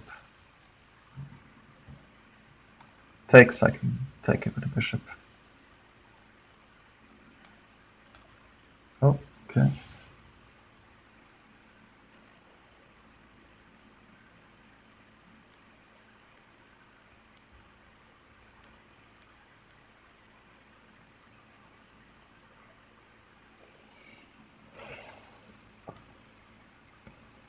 King is in the way now.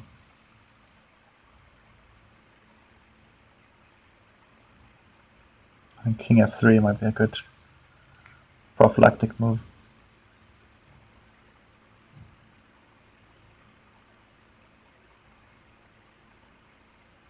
But I need to keep my bishop defended as well. Yeah.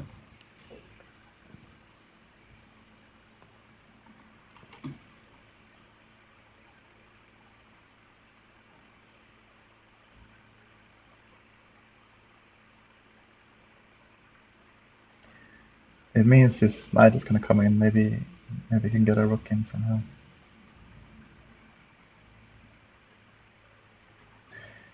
But if he takes, I have to take back, basically.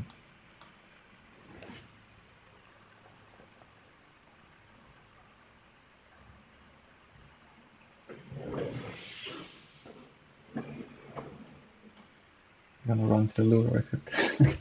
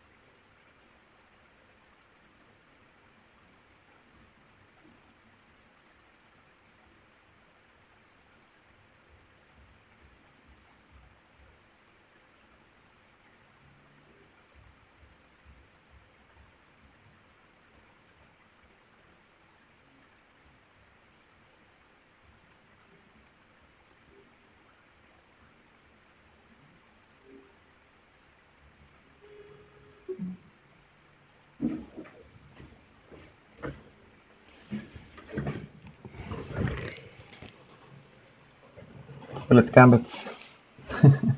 Rook c8, okay. I think just knight b4.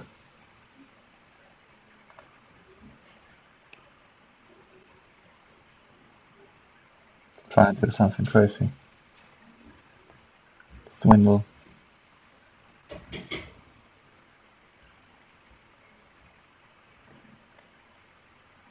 I don't want to take for sure, so it's gonna be 4.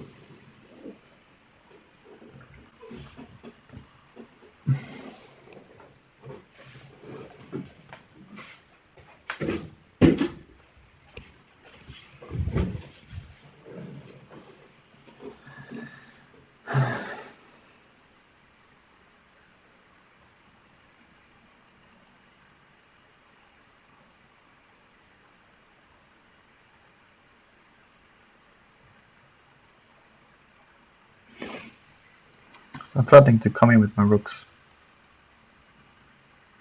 Maybe win the bishop back on b7 somehow.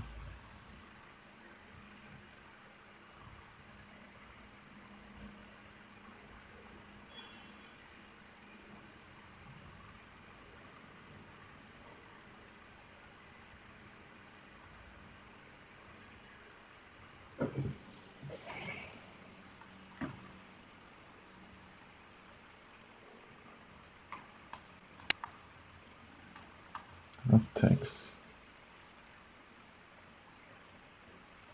I think it's better to take this. Take with the other rook. If king d7, rook here, win the bishop. Bishop a8. Oh, he's still threatening something. Well, we can win 3 pawns, so and get a connected pass pawns. It might be worth it just for that. Just giving up the knight.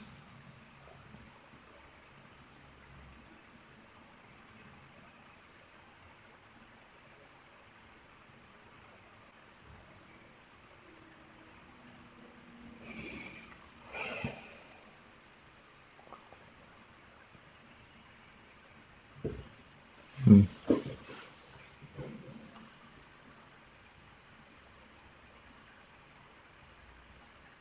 Bishop a8. Oh, rook c7 doesn't help him really.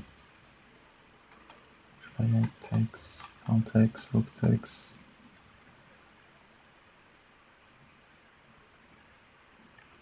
Oh, okay.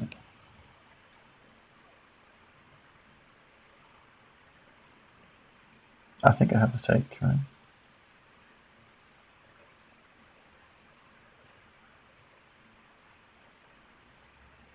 Ah, he's gonna play this maybe. Well, I'll take it.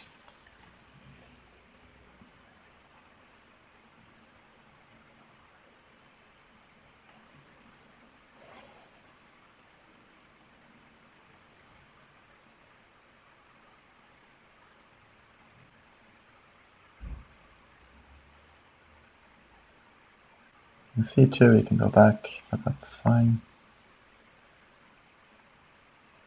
Yeah, I need to prevent this rook from coming in here. It's king g4 as well. No, that's losing the bishop. So king f2 makes sense. He's gonna take here.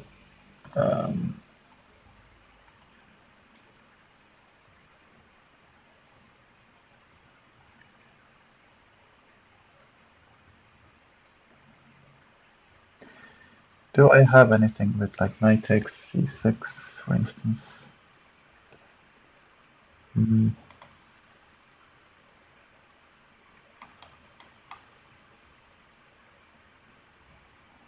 not really threatening much, am I?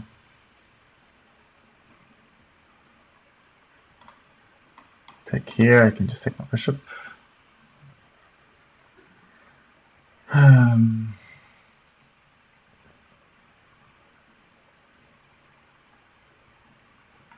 I have to play rook d1, right? Takes, takes.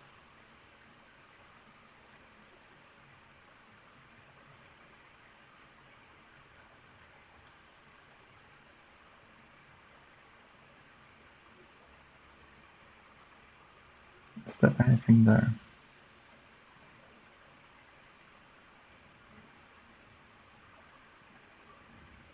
I don't see it.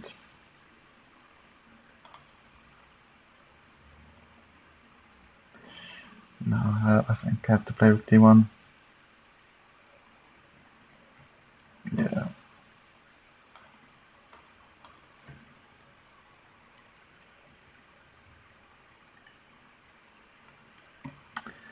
Now he's just up 3 pawns and he has this connected pass pawn as well. He's gonna advance here probably.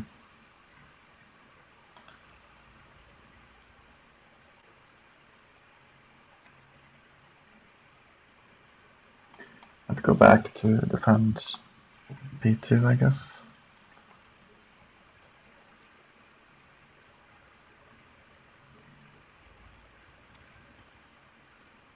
So now I can get to b6.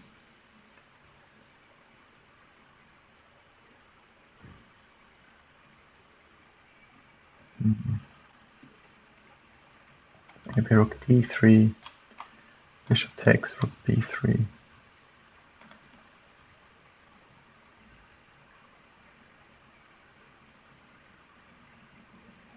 Nah, he's gonna check here and take this as well. So I have to come back. Yeah, I think it's pretty lost now. I think rook's gonna come in, maybe f4. He's got so many good moves. I can't really create much here on the queen side. It's just not enough pieces anymore. Doing some nice moves to liquidate the position.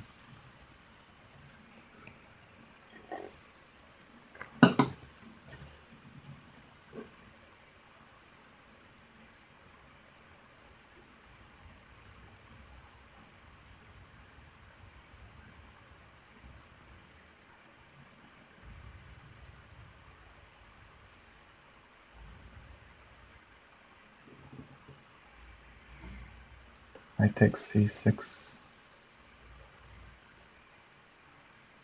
Can try some kind of perpetual. Take, rook takes. King out, check. I'll promise he can go here. And if I check, he can hide on a7. Then maybe I can take on d5 then.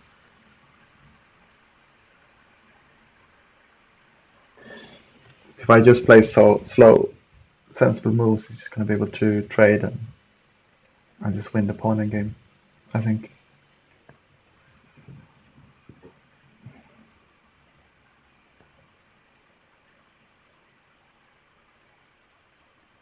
Mm-hmm.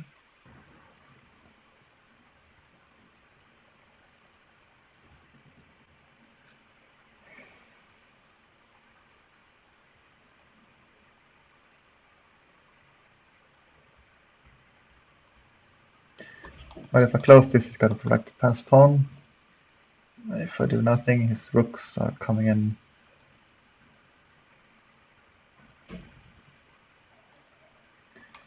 Knight takes. Take here, probably. King takes. It's got this annoying bishop check.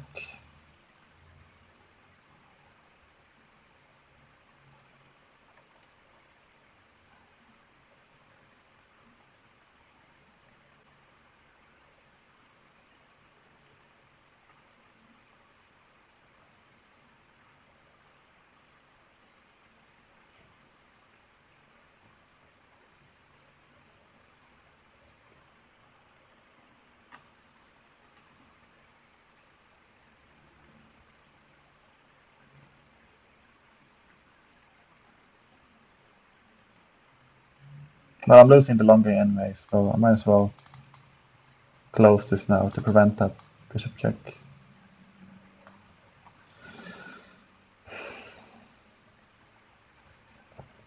So now maybe we take here.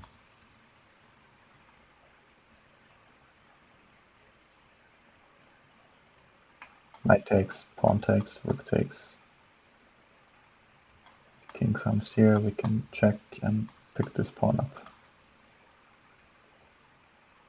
So we're getting a couple of pawns there at least, and our rooks are very active, so maybe there could be a little swindle chance of picking up the bishop or a perpetual.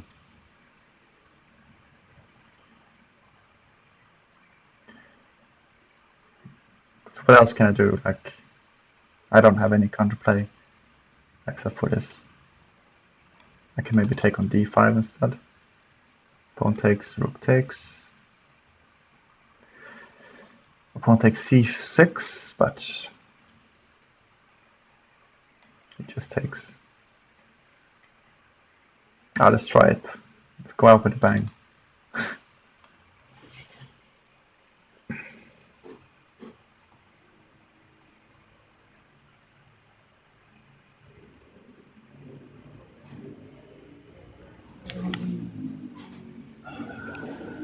Okay, so I'm gonna take this pawn.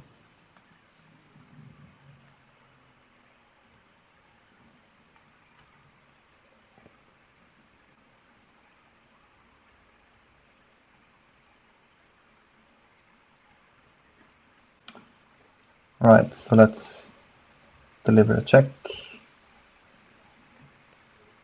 and take on d5.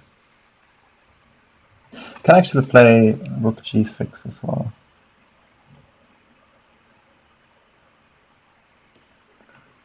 Might be interesting.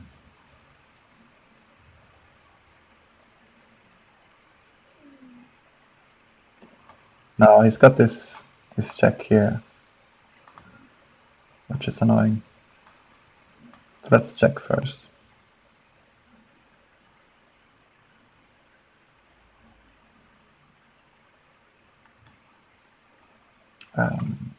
Take this, I guess.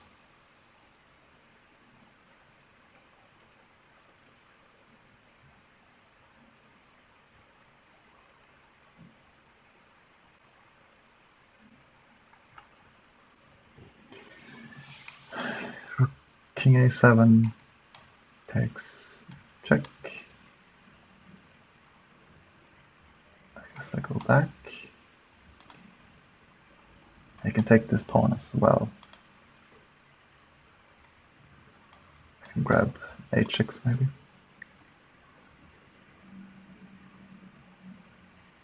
Yeah, at least I'm getting my rooks into active squares. Might be something there. I don't think there's anything else I can try here. Yeah, this falls to this, so let's just take.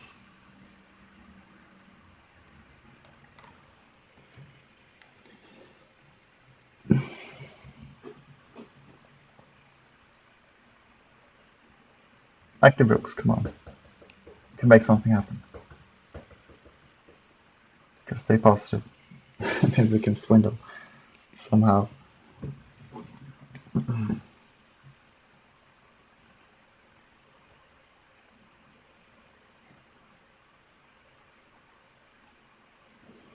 can almost set myself in stalemate.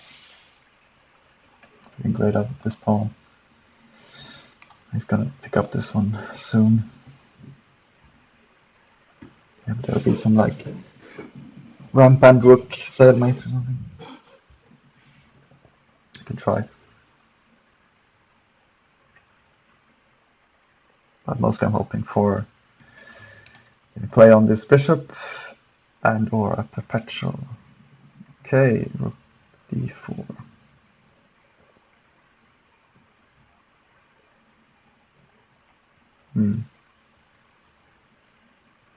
Yeah, it's a strong move. I don't really have any options to defend my rook here.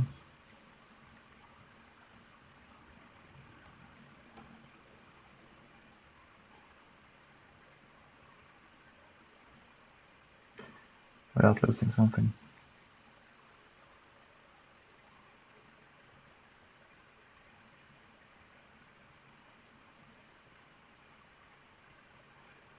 It's rook d6, but the captures, it's quite a dry position. He just needs to defend his bishop and then he's golden. That's at least one trick I have. Hope chess.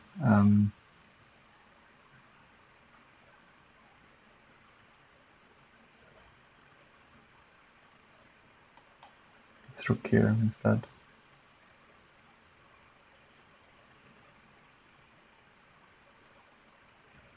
Same thing.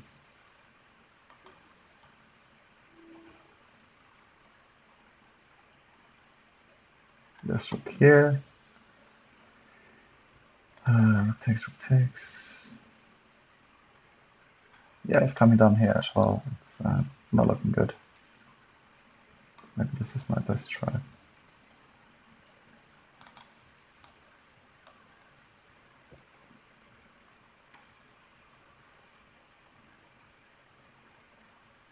Yeah.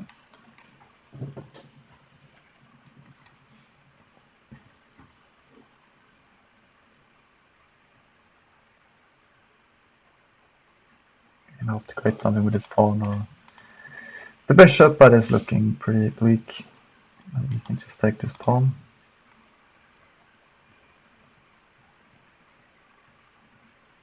C6. Ah, yeah, C6, king up, rook here, maybe something like this.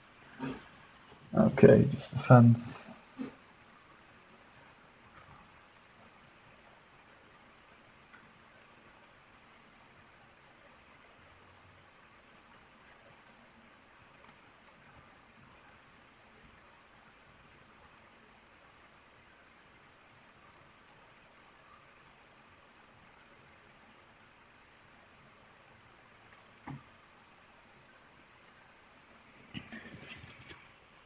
C6, king up, C7. Nothing there. Just B3 or B4.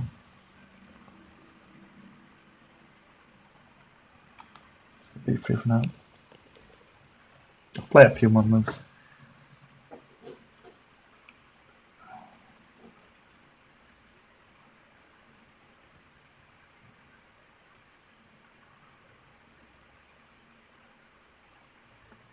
Yeah, fully aware there's a full piece down.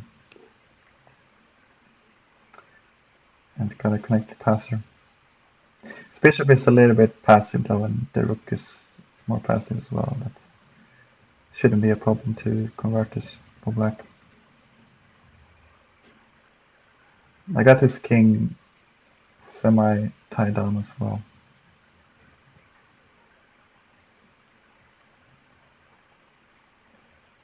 So those combined are the only reason I'm not resigning now. Looking for a little swindle.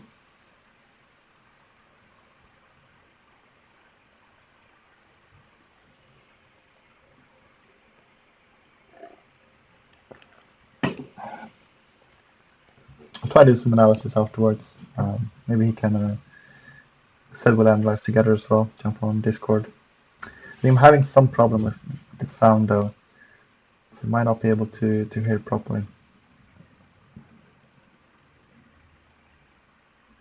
But I can at least do it for my own sake.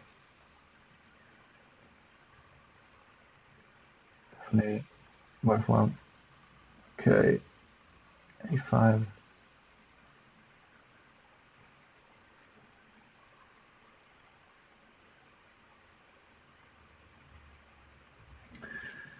Let's do some kind of waiting move, I guess.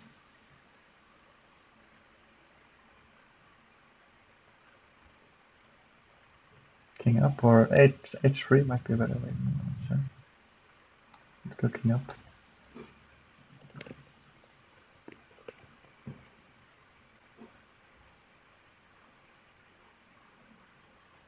I can't really move my king up because the F pawn just starts moving.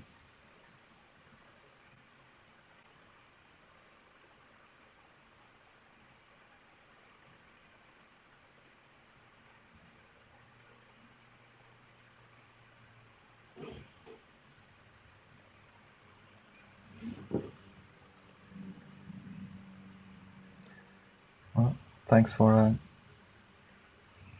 sticking with us. Hope you're enjoying the game. Of course, appreciate any likes or follow the stream. Subscribe to the stream to see more games like this. I might do some recaps as well where I recap after the game and just trying to keep the videos a bit shorter. It's my thoughts on them, where I go through it without an engine. So I'll do the same thing here. I'll disable the engine, try and understand what goes on. Rook e7. Yeah, I'm just gonna have to go back here. I can't allow the rook to come in with a check.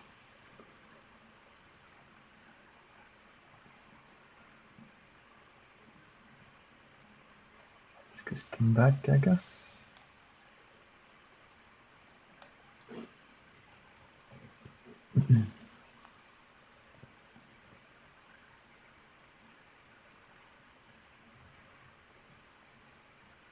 Maybe I should have stayed clear of this diagonal, but I couldn't let his king get in, his rook get into b2 anyway.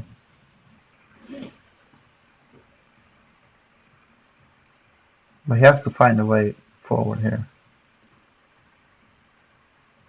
I think he's going to come into e3 anyway. Maybe I can push the pawn though.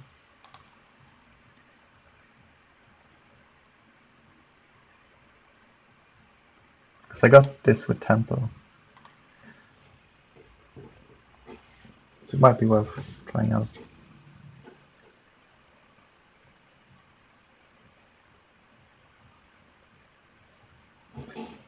But of course, if he comes in right away, I got the check here, and I pick up the bishop. So again, that's not really a threat, because I can take his bishop. So I got c6 or wait and move with the king. Or h3.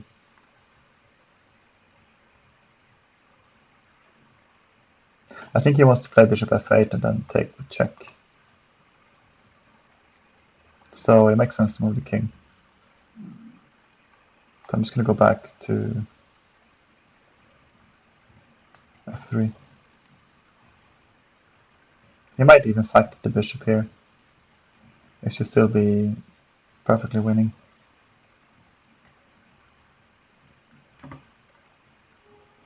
Let's see what he wants to do. Probably bishop f8. Maybe I can harass the bishop.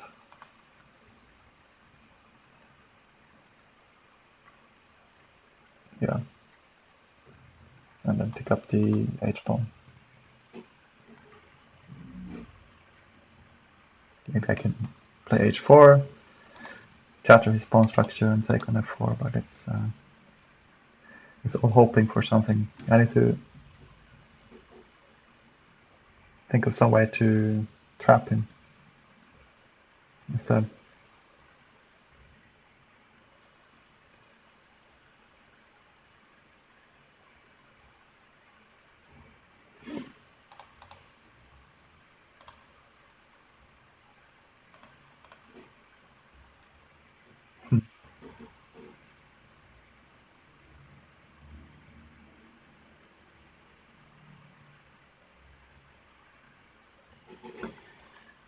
King b8.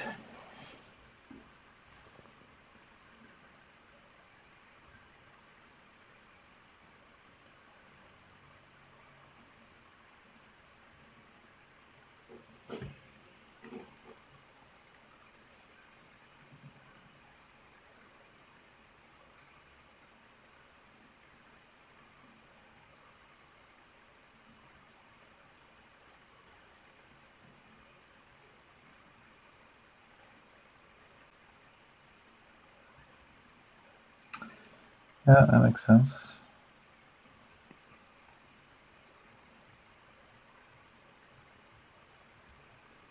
Maybe rook g6.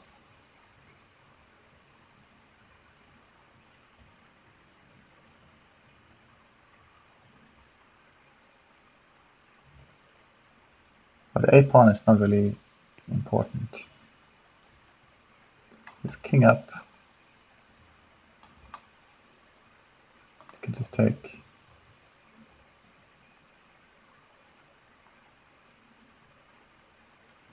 Maybe rook a6 is better in that sense. This pawn is more important, yeah.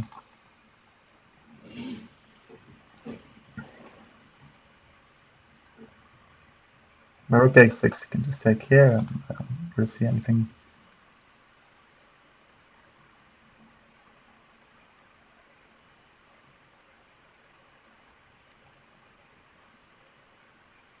Let's go for rook g6.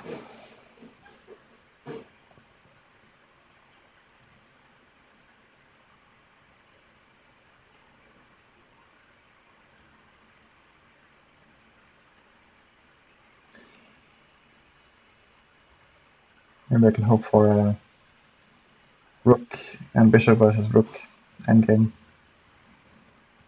I should be winning for the guy with the bishop, but not that easy. But of course, I'm dreaming about that. He's gonna have to make some proper mistakes for that to happen.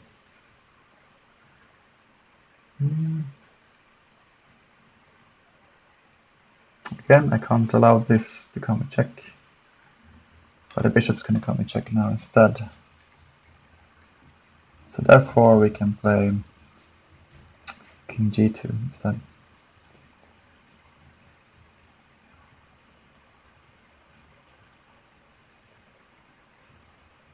Or c6.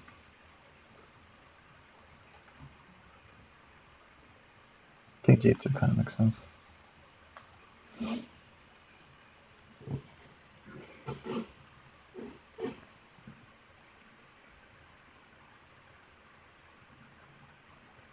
I wonder what happens if we go over the time control for when the game is supposed to end. I'm not sure if it's 12 or 1. I'm not really aiming for that. I'm just leaving it up to the mods to decide. Shouldn't make a huge difference anyway, since we already won the match. Just curious to see what happens.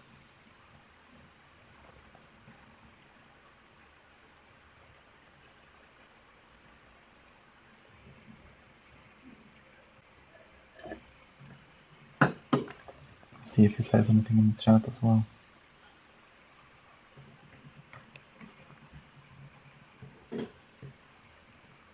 Kind of jokingly saying if it's dragging out too long, we might agree on a draw. Otherwise, we can get the double forfeit, I think. We both get 0 points, which wouldn't be great.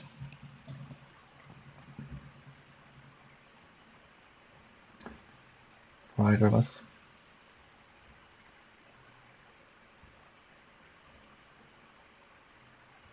But I'm not going to suggest a draw. That's kind of rude, I think.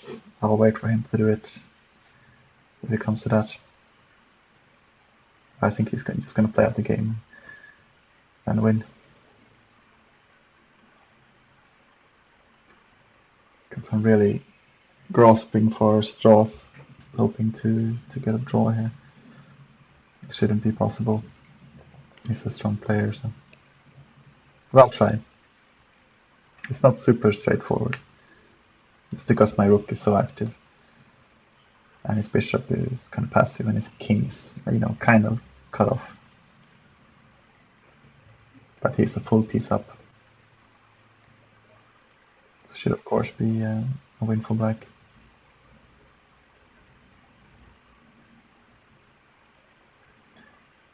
But decent practice for both of us. I think that's why most people play in this league. Okay. So he's letting me have the h-pawn.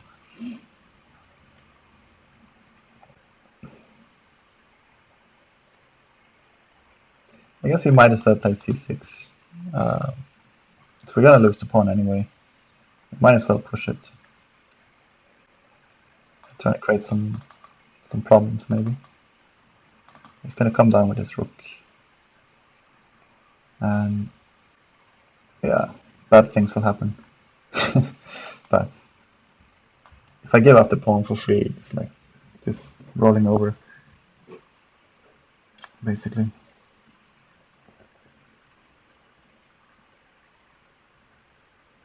And rook c6 was not really an option. Okay, so now he comes back. He plays this very methodical.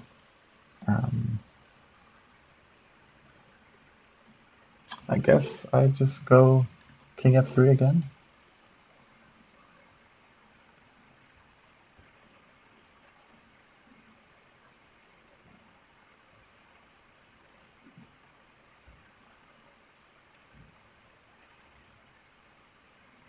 I can try to target this pawn instead. Rook d6, king c7, rook d5. But he can just defend it with the bishop, and then I'm not really getting much done, am I? I can play h3.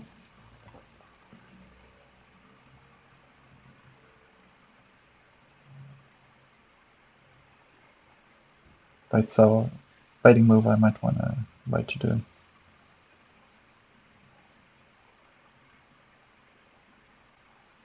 King f3, rook comes in, king back, bishop d4 looks really strong. King f1, potentially.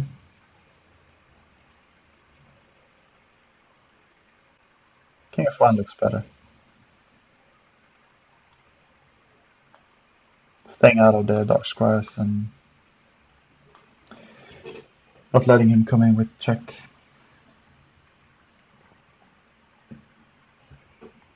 Right.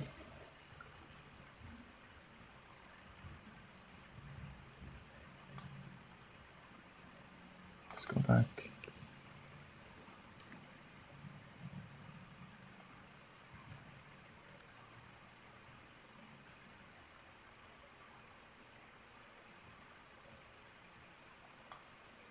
I can come in with check now. That's okay, I think, because I threatened the bishop.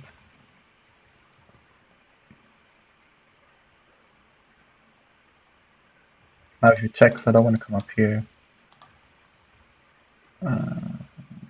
Because he can check. Well, I can just go back. It doesn't matter. Doesn't really matter.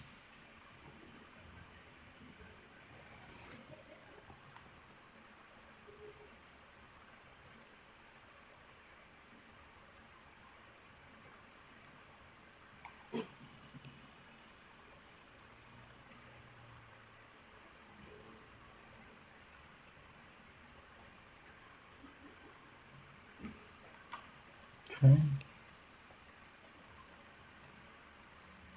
Guess we just attack the bishop again.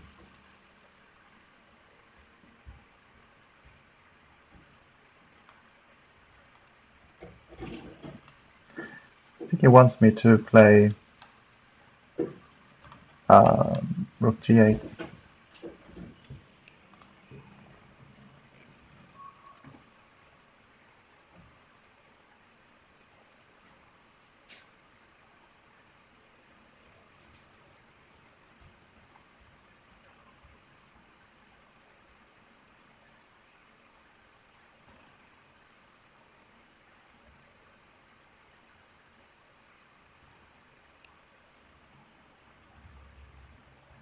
King f3 or king f1? Let's go king f1 again. It's being consistent.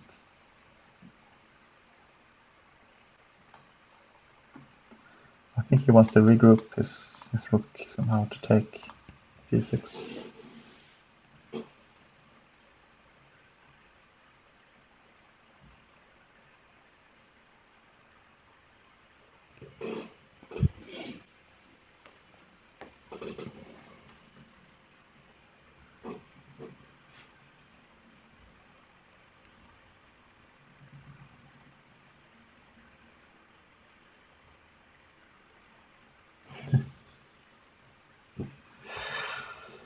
Okay.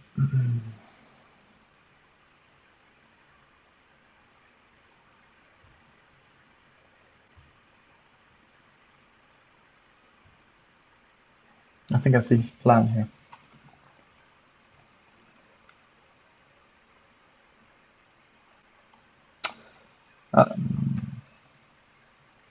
Let's just go back.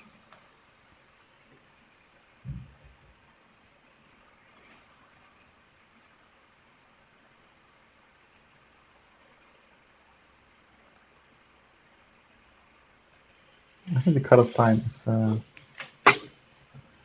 15 minutes. And I can try to survive until then and see what happens.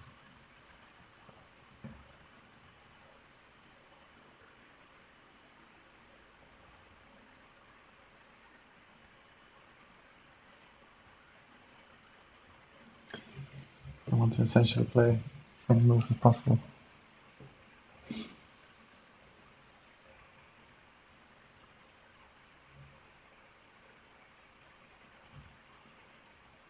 There's the 50 move rule that can save me as well.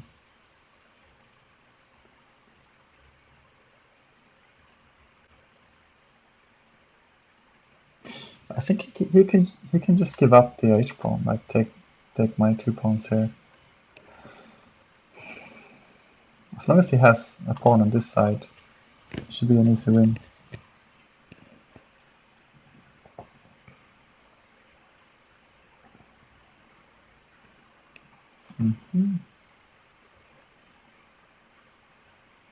Now I can actually go forward with my pawn if I want to.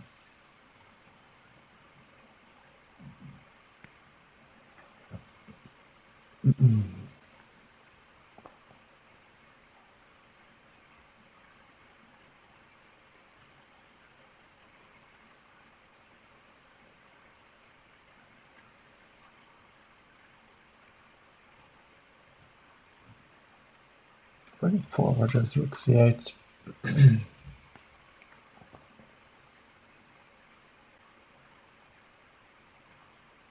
I'd come back to defend and then the king can just come up. But he can't take the pawn still. There's also rook f5 after he comes here.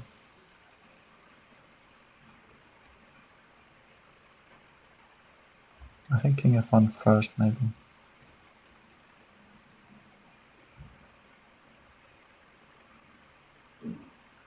King f1, king b4, and then maybe rook f5.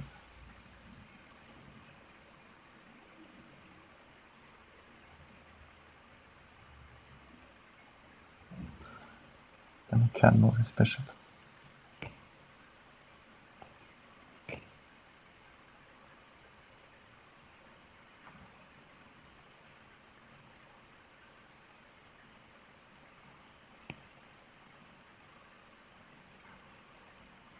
I mean, let's see, so it's a bit more complicated.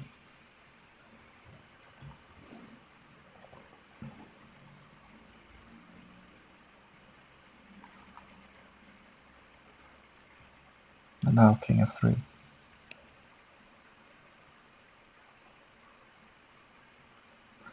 King f3, he might decide to sack the bishop. But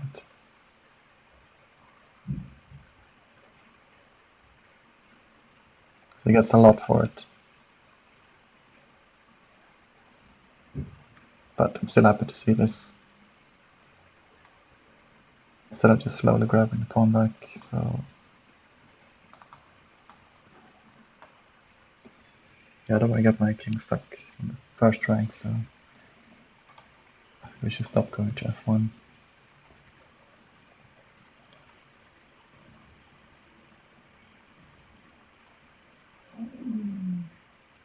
If he goes forward, then maybe we can try something like this.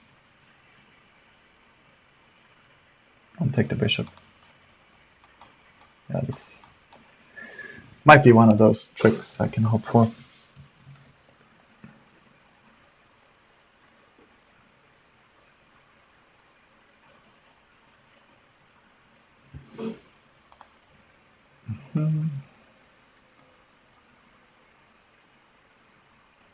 Okay, so I can't play rook g6 now because he just takes the pawn. So I have to play rook f7.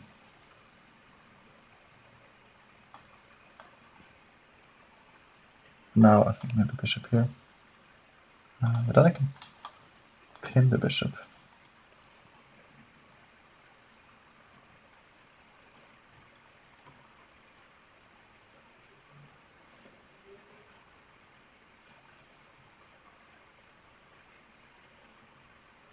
Yeah, let's see where he wants to put the bishop.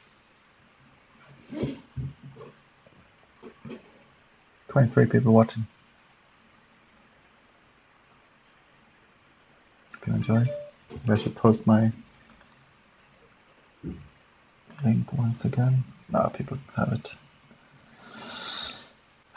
Bishop c3.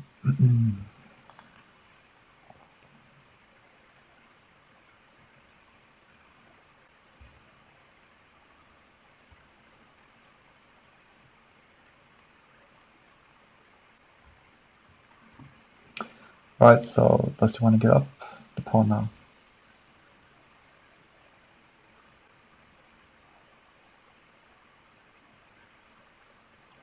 I can check. King comes up.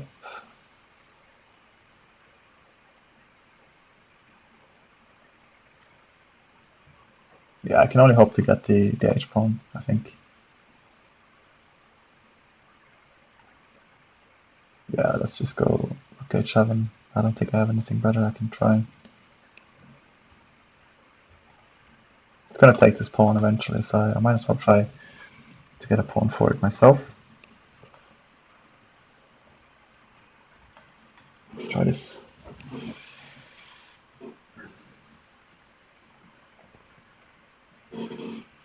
Alright.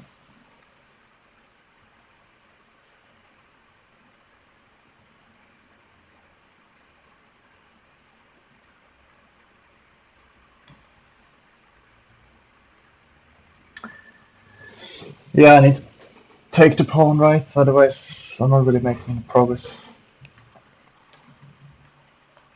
Let's take it. Oh, he didn't take here. Okay, so I can keep my pawn alive, maybe. Maybe like check and rook b7. He's gonna take it soon, but maybe I can get another pawn for it. Problem is this pawn is gonna run, so I don't really have time to take this one. But I can start with check and putting my rook on b7, where it should be quite a good place to stop his pawn.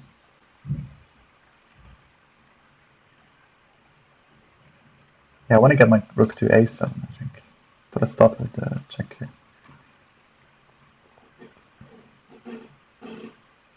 Now I can maybe run with my own pawn.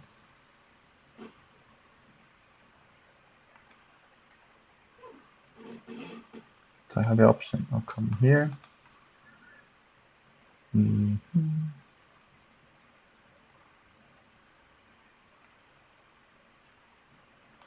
Well, let's go to a7, like I said.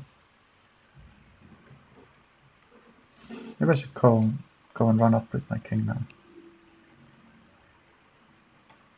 Here, here, here, here, here. Okay, 7. Gonna block with the bishop, that's the problem, but he has to see that move. So maybe I can come in with my king. I think a4. I'm just asking for trouble. This pawn is gonna start running. And if my pawn gets here, it doesn't matter, he can just take it with his rook and still defend c8. So I think it's time to move my king up.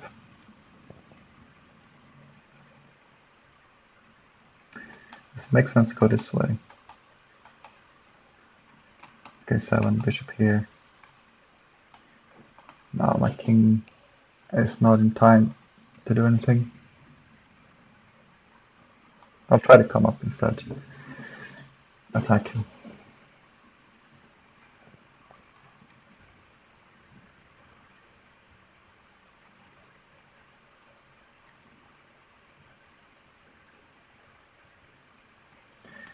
King d5, a7,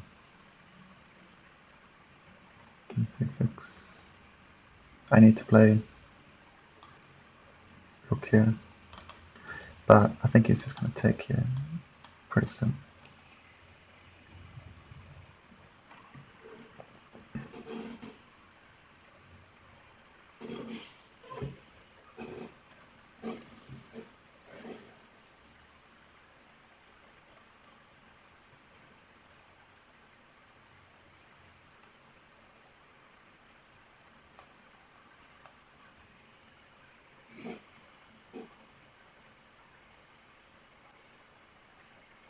bishop a6 now. Maybe I should have went here so I can check his king. Okay, it just takes, yeah. Makes sense.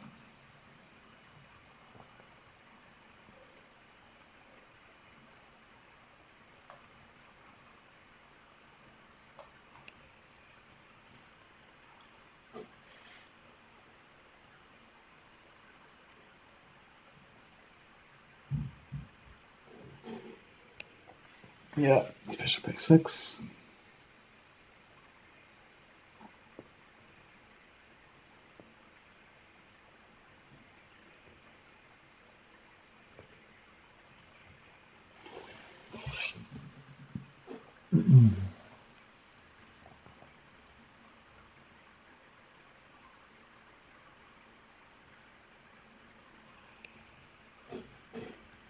Start by checking. There's some kind of stalemate tricks I can hope for.